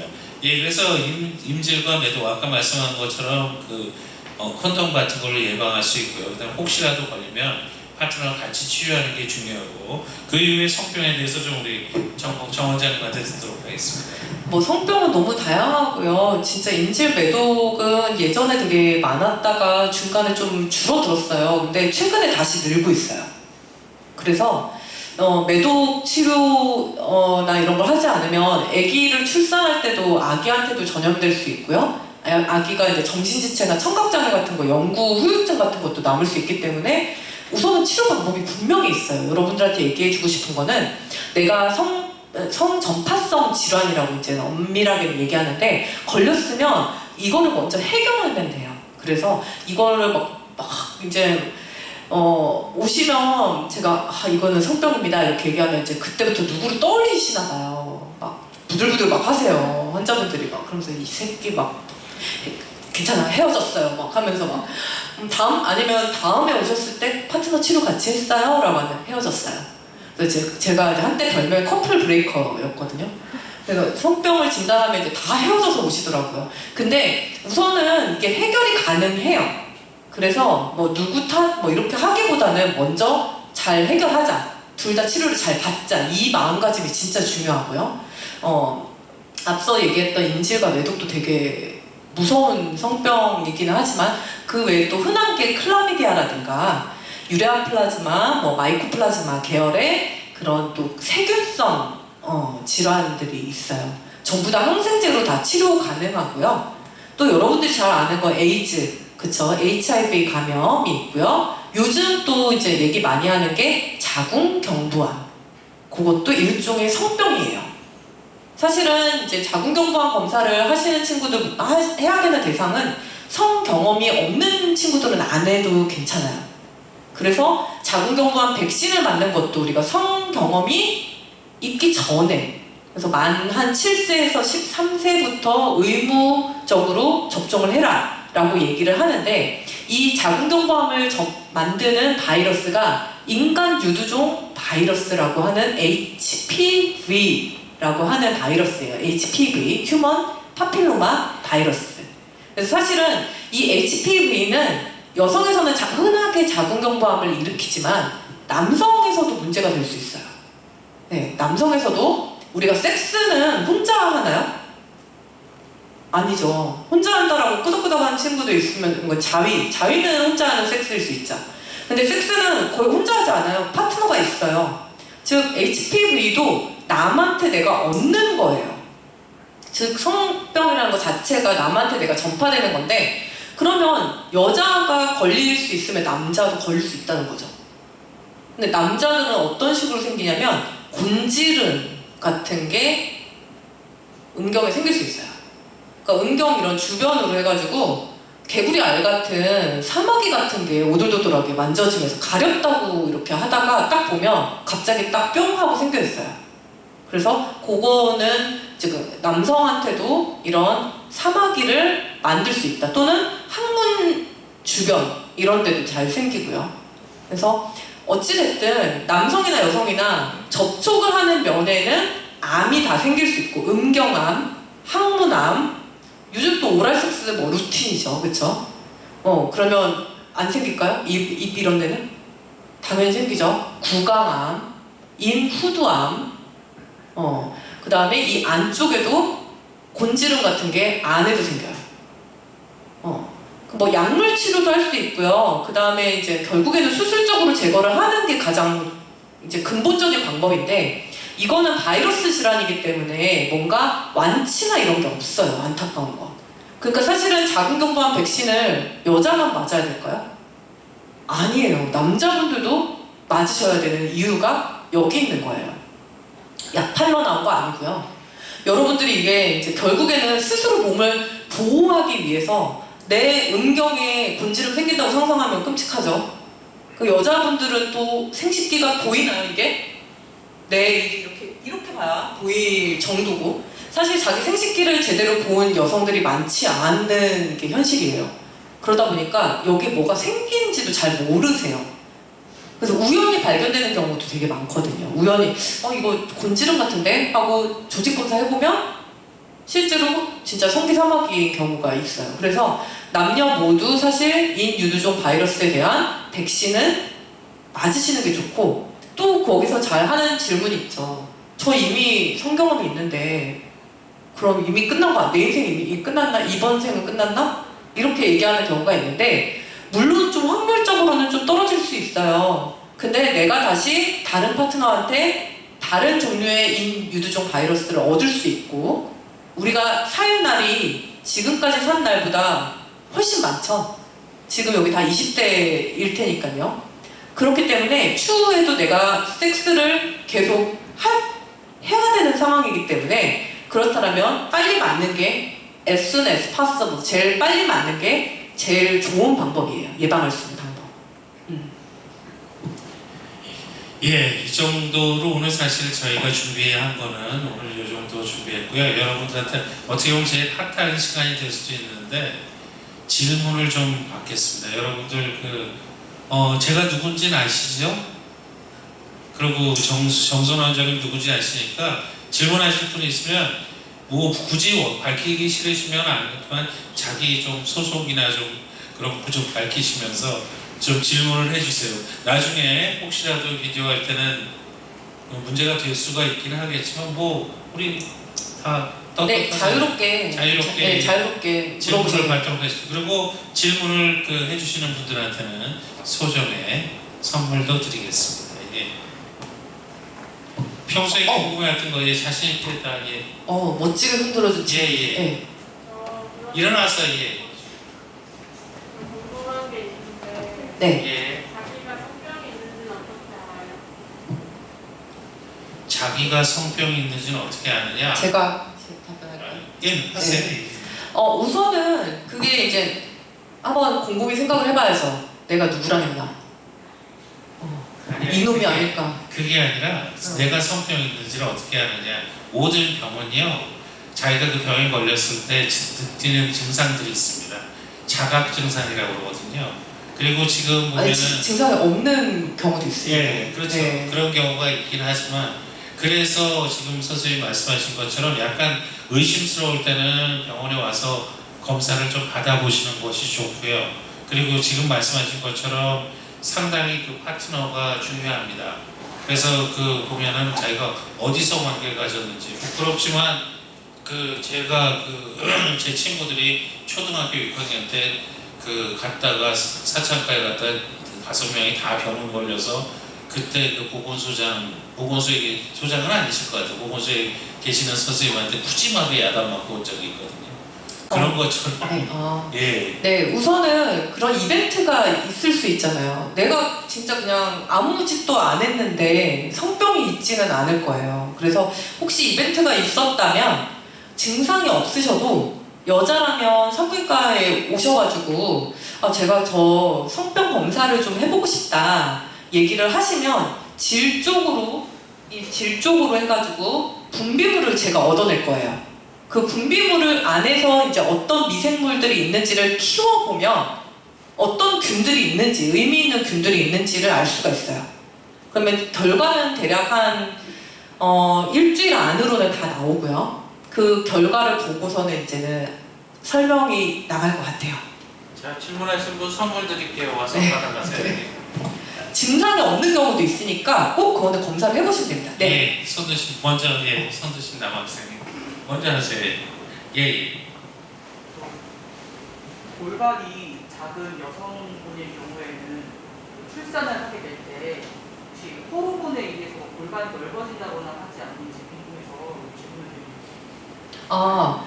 네, 골반이 작은 분들은 아무래도 이게 아이를 낳을 때는 그 골반의 면적이 10cm 정도 되거든요. 그 구멍이라고 얘기하죠. 직접. 예, 직경. 10cm 정도 되는데 이게 아기들 나올 때 제일 큰 부분이 머리통이랑 어깨예요. 이 어깨 이렇게 하면서 아기들이 나오게 되는데 그러면서 이제 골반 자체가 좀 넓어지게 되고 너무 좁은 분들은 내진을 통해서 이분들은 도저히 출산 안 되겠다 하는 분들은 제왕절개로 돌려요. 그래서 분만하기 전에 산부인과 의사들이 계속 내진을 해요. 내진하는 게 되게 불편하죠. 질 안에다가 손가락을 넣는 것 자체가 생각을 해보면 너무 불편하고 좀 불쾌한 일일 수도 있지만 출산 전에는 그런 골반 내측을 해야 되기 때문에 되게 중요한 방법이고요. 또한 어떤 분들은 그렇게 제왕절개를 해도 골반이 넓어지는데요. 그 이유는 아이를 품고 있는 게 한 10달 정도를 아기를 이렇게 품고 있어야 돼요. 그러다 보니까 아이랑 커진 자궁을 골반이 받쳐줘야 되기 때문에 골반 자체의 모양이 좀 더 넓어질 수는 있어요.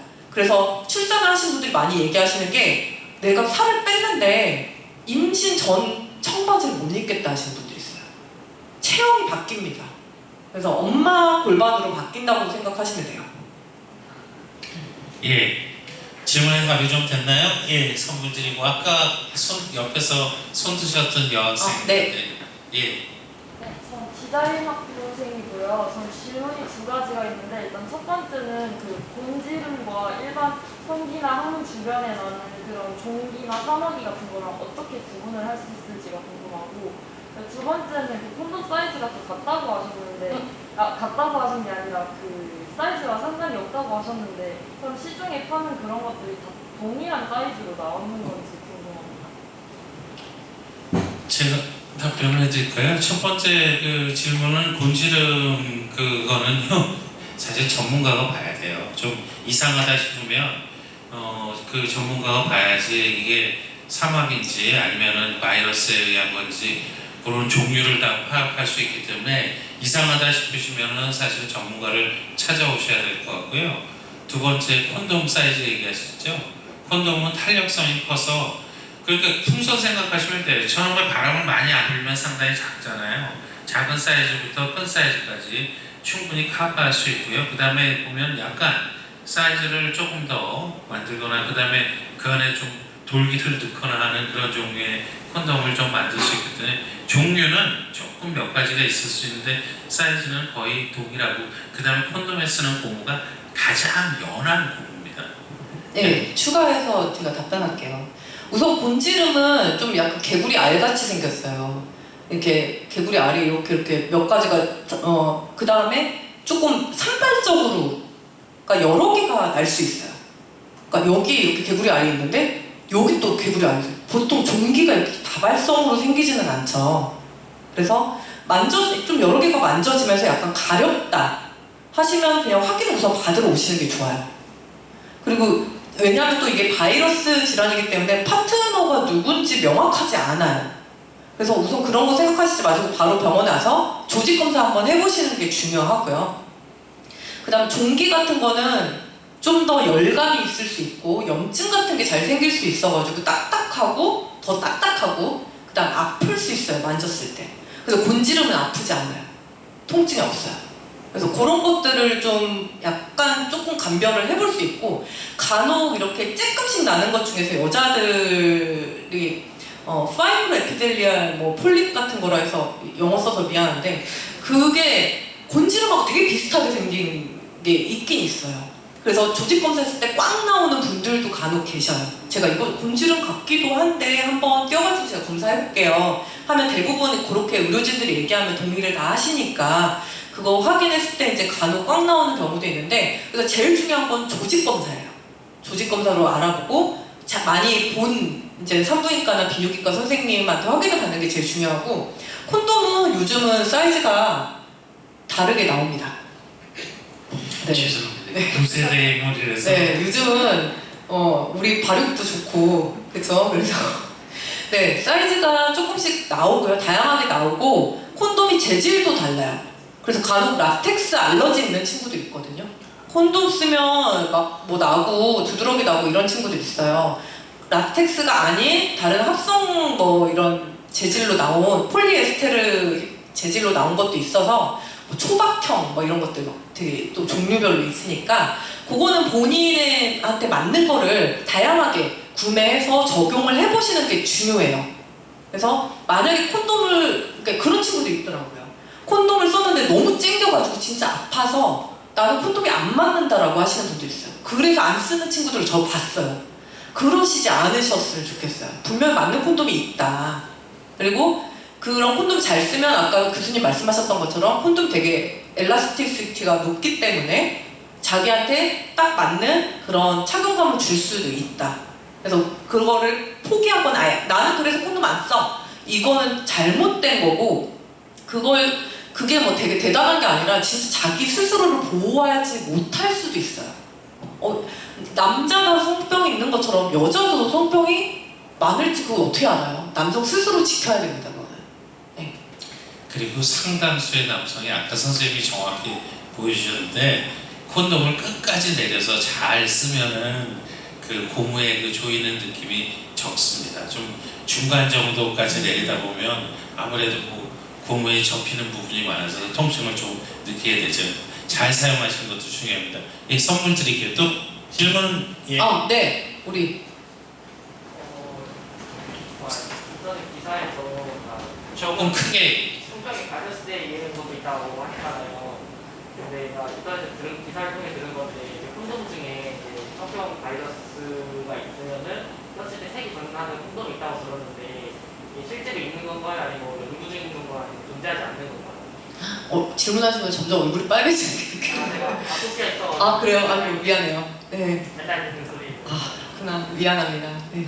제가 그런 콘돔은 전 못 봤는데 선생님 아시나요? 혹시? 저도 그거는 보지를 못했던 것 같아요. 근데 이제는 보통 이제 색깔이 변한다 하면 일반적으로 산성도나 이런 걸 좀 바꿔가지고 변하게 할 수 있을 것 같은데, 제 생각에는 그거는 믿지 않는 게 좋을 것 같아요.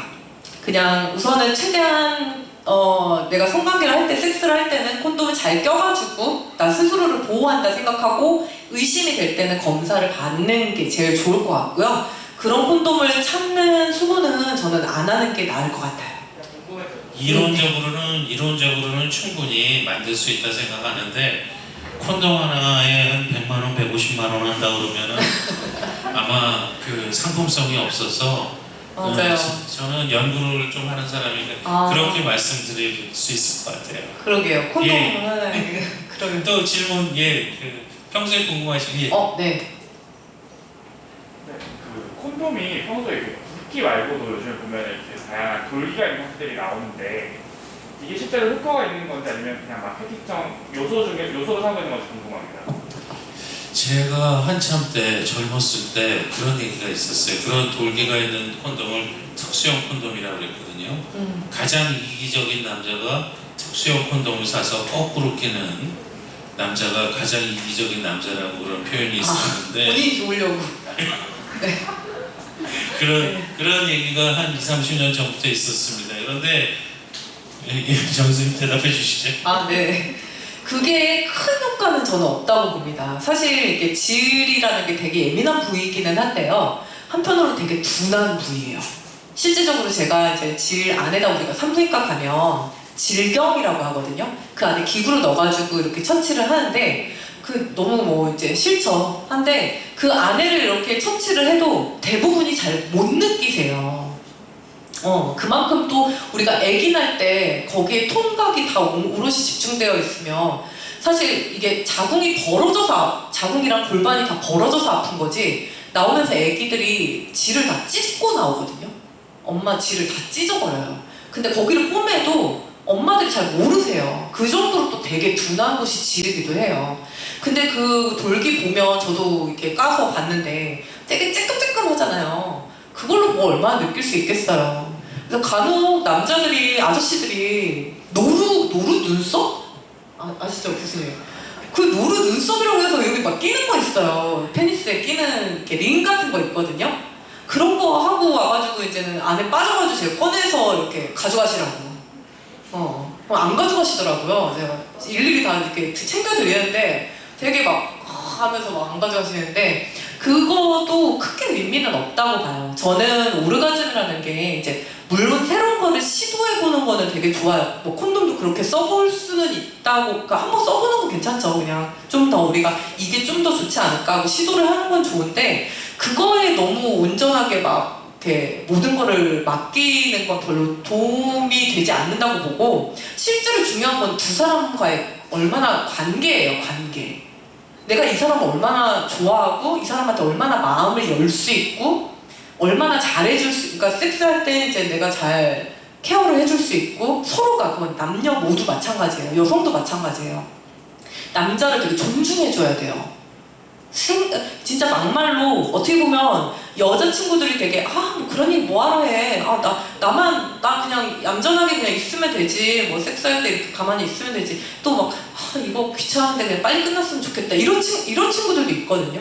근데 그게 아니에요. 사실 어떻게 보면 남성의 제가 이 말을 했을 때 되게 막 비난받기도 하고 또는 되게 화물을 받기도 하는데 남성의 머릿속에 대부분 섹스예요.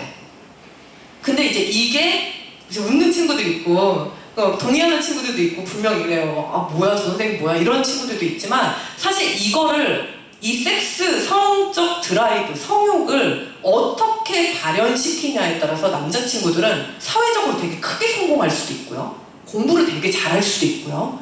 성취를 엄청 잘할 수도 있고요. 자신감이 되게 높은 친구들이 될 수도 있어요. 그거를 우리 여자친구들이 되게 존중해줘야 돼요. 대부분의 또 남자친구들은 우리가 진짜 TV에서 되게 이상한 사람들만 나와서 그렇지 대부분의 남자들은 건강하고 정상적이기 때문에 이게 이상한 게 전혀 아니거든요. 그래서 요거를 잘 다독거려주고 내가 자존감을 세워주고 잘 존중을 해주면 이 친구는 몇 배로 그거를 나한테 돌려줄 수 있는 남자가 될 거예요. 그래서 그런 얘기들을 서로 하는 데 있어서 조금만 더 여성과 우리가 화성에서 온 남자, 금성에서 온 여자 이렇게 얘기를 하잖아요. 그만큼 되게 다르고 진짜 이 친구들 머릿속에는 99%가 섹스에 대한 거 그거는 아주 자연스러운 거고요. 그거를 이 친구가 얼마나 건강하게 승화시켜가지고 발현시킬 수 있는지를 여자친구들이 같이 도와주고 얘기해 나가는 게 저는 되게 중요하다고 생각해요. 그래서 그런 거를 또 같이 이해를 해줬으면 좋겠어요. 상당 부분 동의합니다. 99%까지는 모르겠는데요. 일반적으로 비교했을 때 남성이 여성보다 평균적으로 섹스에 대한 관심이 훨씬 더 많다는 거는 어느 정도 좀 증명됐습니다. 자, 선물, 답이 좀 됐는지 좀 궁금하긴 하네요. 또 질문 이제 시간이 좀 된 것 같아서 네. 좀 크게 말씀해 주세요. 아까 흡연자는 경피약을 사용하면은 혈전이 생길 위험이 있다고 하셨는데 루프나 사비프를 하는 경우에 그럴 위험이 삽입했을 때? 네네. 네, 이게 경부피임약이 혈전을 일으키는 이유는 에스트로겐 때문이에요. 에스트로겐 많이 이제 TV나 이런 데서 들어보셨을 텐데, 우리가 경구 피임약에 들어가는 호르몬은 두 가지가 있어요. 복합 경구 피임약이라고 해요. 복합이라는 거는 두 가지가 합쳐져 있다라는 얘기예요. 제가 그거는 복잡해서 얘기를 안 했었는데, 에스트로겐과 프로게스틴이라는 그런 호르몬이 두 가지가 섞여 있는 거를 이제 복합 경구 피임약이라고 하고요. 루프나 여기 이제 삽입하는 임플란트 같은 경우는 에스트로겐이 없어요. 그래서 프로게스틴만 있어요. 그러다 보니까 얘네들은 혈전을 그렇게 일으키진 않아요. 단 프로게스틴으로 인해서 생길 수 있는 부작용들이 조금은 있을 수 있고, 그래서 이제 복합 경구 피임약을 먹은 친구들은 우리가 난소에서 여성 호르몬인 에스트로겐이 만들어지지만 그게 외부에서 추가적으로 조금 더 들어오는 거잖아요. 그래서 혈전이 생길 수 있는 확률이 올라가고요.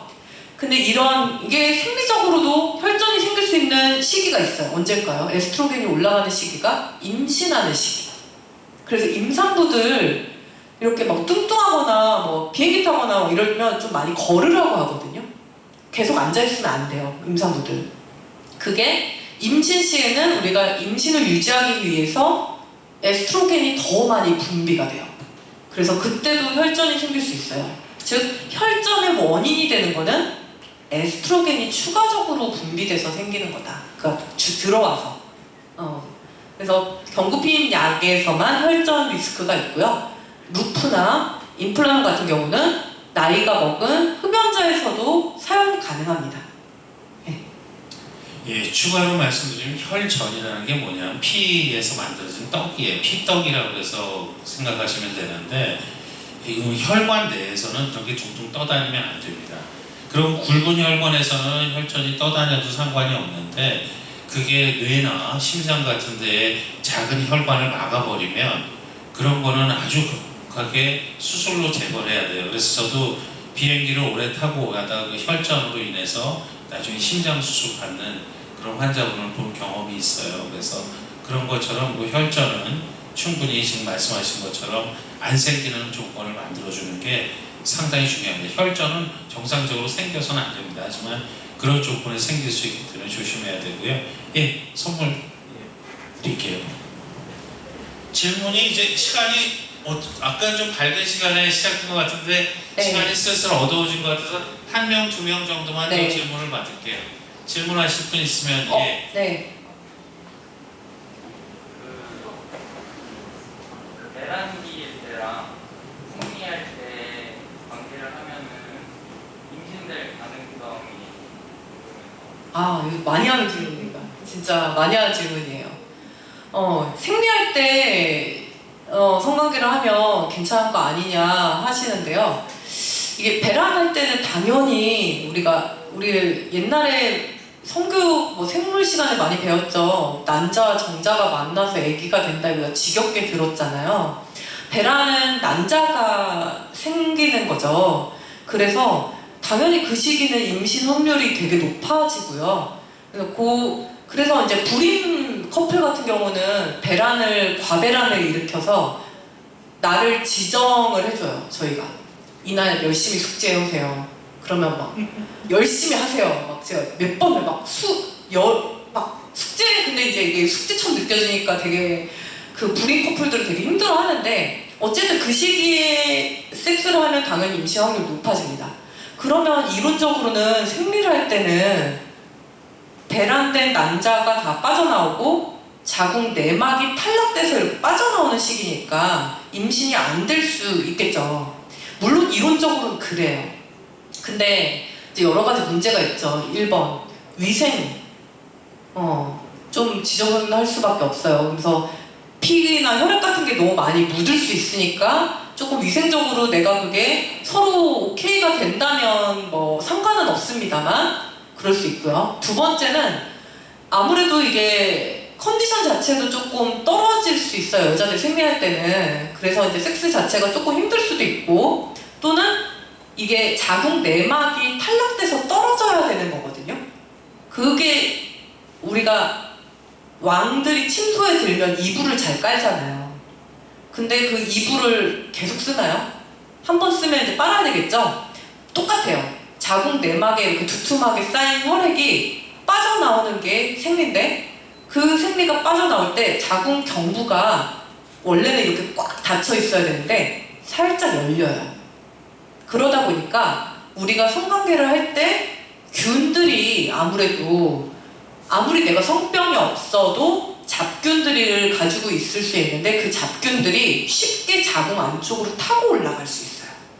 즉 생리하는 시기에는 감염에 조금 취약해져요, 여자들이.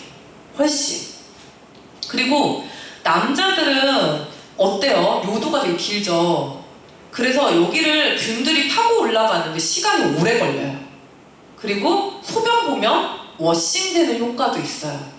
근데 여자들은 자궁 안으로 들어가면요 바로 골반이에요. 그게 뱃속이에요 다. 그러다 보니까 훨씬 더 남성에 비해서 여자들이 구조상 감염에 되게 취약한 상황이에요. 그래서 저는 뭐 우선은 기호에 따라서 서로 합의만 된다면 해도 된다. 단 똑같이 피임을 하셔야 돼요. 그게 이제 간혹 드물게 정자가 살아남아가지고 버티는 경우도 있고 예측하지 못한 상황이 생길 수 있기 때문에 콘돔을 사용하셨으면 좋겠고, 그 다음에 아무래도 여자들이 감염에 조금 취약한 상황이 될 수 있으니까 의학적으로는 조금 피하는 거를 권유드립니다. 단 뭐 금기나 이런 건 아닙니다. 아까 말씀드린 것처럼 아무 때나 섹스는 사실 할 수 있고, 그다음에 앉아서 누워서 서서 다 할 수 있는 건데, 남성들이 좀 알아주셔야 될 게 여성의 생리는 피만 나오는 것이 아니고요, 자궁, 지금 선생님 말씀하신 것처럼 자궁에 두툼해진 조직이 같이 나오는 거기 때문에 그 기간이 사실은 어떻게 보면 상당히 취약한 겁니다. 피만 나오는 게 반드시 아니기 때문에 그걸 좀 참고하시기 바랍니다. 예, 선물 드릴게요. 아까 질문 이미 한 번 하지 않았나요? 네. 한 번 더 마지막으로 받을게요. 네. 제일 유산균이라고 TV나 이런 거나 나오던데 그런 것들은 어떻게 섭취하는 거더라고요. 맞아요. 그런 것들 어떻게 해서 제까지 이어야 되는지. 그 이론적으로는 왜 분명 먹으면 똥으로 나오는데 그게 어떻게 질로 뭐 가느냐 하는데요.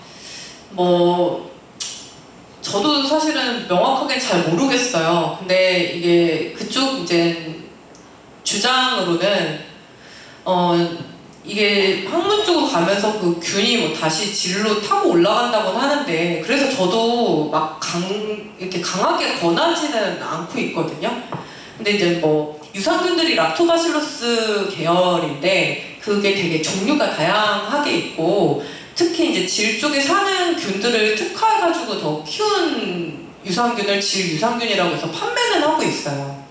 근데 그게 얼마나 도움이 될지는 잘 모르겠어요, 저는. 아마 지금 얘기한 그런 종류의 물질들은 건강 보조식품이라고 그러거든요. 약물에 비해서 사실은 기준은 사실 허가 기준은 조금 낮습니다.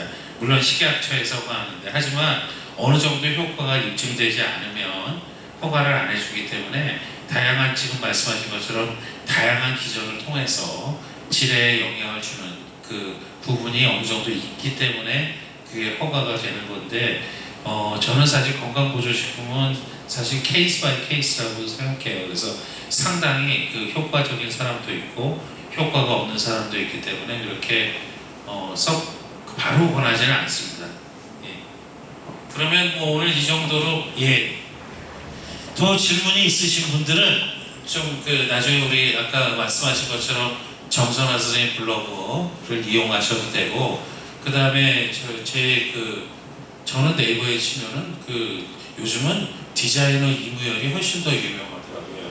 옛날에는 삼성 전기 상무님 한 분이 이무열 동명이 있었는데 그 디자이너가 더 유명하고요. 뜨긴 뜨는데 별로 좀 안 좋게 떠서요. 그냥 여러분들 학교 홈페이지나 의과대학에 보시면 제 이메일 주소 있으니까 질문하시면 되고요. 그 다음에 또 어떻게 학생들이 또 귀신같이 핸드폰 번호를 잘 알아가지고 또 잘 연결이 오더라고요. 개인정보 중요한 거 아닌가요? 괜찮아요. 뭐 어차피 학교에서 어차피 학생들을 교육시키면서 뭐 제가 월급 받는 사람이니까요. 여러분들이 해달라는 거는 뭐 일단 해줘야 된다는 게 제 사명이고, 오늘 이렇게 일부러 오늘 정선화 선생님 차도 없으셔가지고요. 요즘 백수 생활하시느라고 차도 처분하셔가지고 차도 일부러 오늘 렌트해가지고 완성에 오셨습니다. 이제 운전해서 또 올라가셔야 될 텐데 모르겠어요. 저는 뭐 완성에 또 워낙 아는 사람도 많아서 오늘 하루 숙박을 하고 갈 건지 어떻게 할 건지 좀 하겠지만, 우리 오늘 고생하신 우리 정선화 원장님께 따뜻한 박수 부탁드리겠습니다. 감사합니다. 너무 요즘 밤까지 열정을 가지고 들어러 계셔가지고 제가 너무 감사하고, 그다음에 조금이라도 좀 더 도움이 됐으면 좋겠고, 혹시 추후에도 이런 고민들 아니 궁금증 있으시면 그냥 블로그 댓글 편하게 달아주시면 제가 성심성의껏 답변 드리겠습니다. 네, 여기서 이렇게 중앙대 학생들과 젊은 친구들과 함께 호흡할 수 있어서 너무 영광입니다. 감사합니다. 마치겠습니다. 예. 잠깐 보고 빨리 예, 마치고 여러분들 하여튼 학교에서 또 보고요. 뭐 나중에라도 또 보게 되면은 캠퍼스에서 만나게 되면 선생님 특강 들었습니다 이렇게 얘기해 주시고요. 앞으로 정선화 선생님 많이 뜨시면 여러분들 중앙대학교에서 처음으로 이제 특강을 시작하셨다는 거, 여러분들이 그 자리에 있었다는 거 꼭 기억해 주시기 바라겠습니다. 하나만 더 그냥 홍보하자면, 제가 이제 6월부터 개원을 해서 압구정역 근방에 2번째 봄 산부인과라고 이제 나중에 네이버 플레이스에 업데이트 할 건데요. 혹시 서울 오셔가지고 진료 원하시거나 그러면 언제든지 편하게 와주시면, 저는 남자친구들도 같이 오는 거 되게 환영하거든요. 그래서 불편하신 거 있으시면 같이 오셔도 되니까, 아니면 남자친구들도 궁금한 내용 있으면 편하게 진짜 질문하러 그냥 놀러 오셔도 됩니다. 예, 많이 이용 부탁드려요. 네, 감사합니다.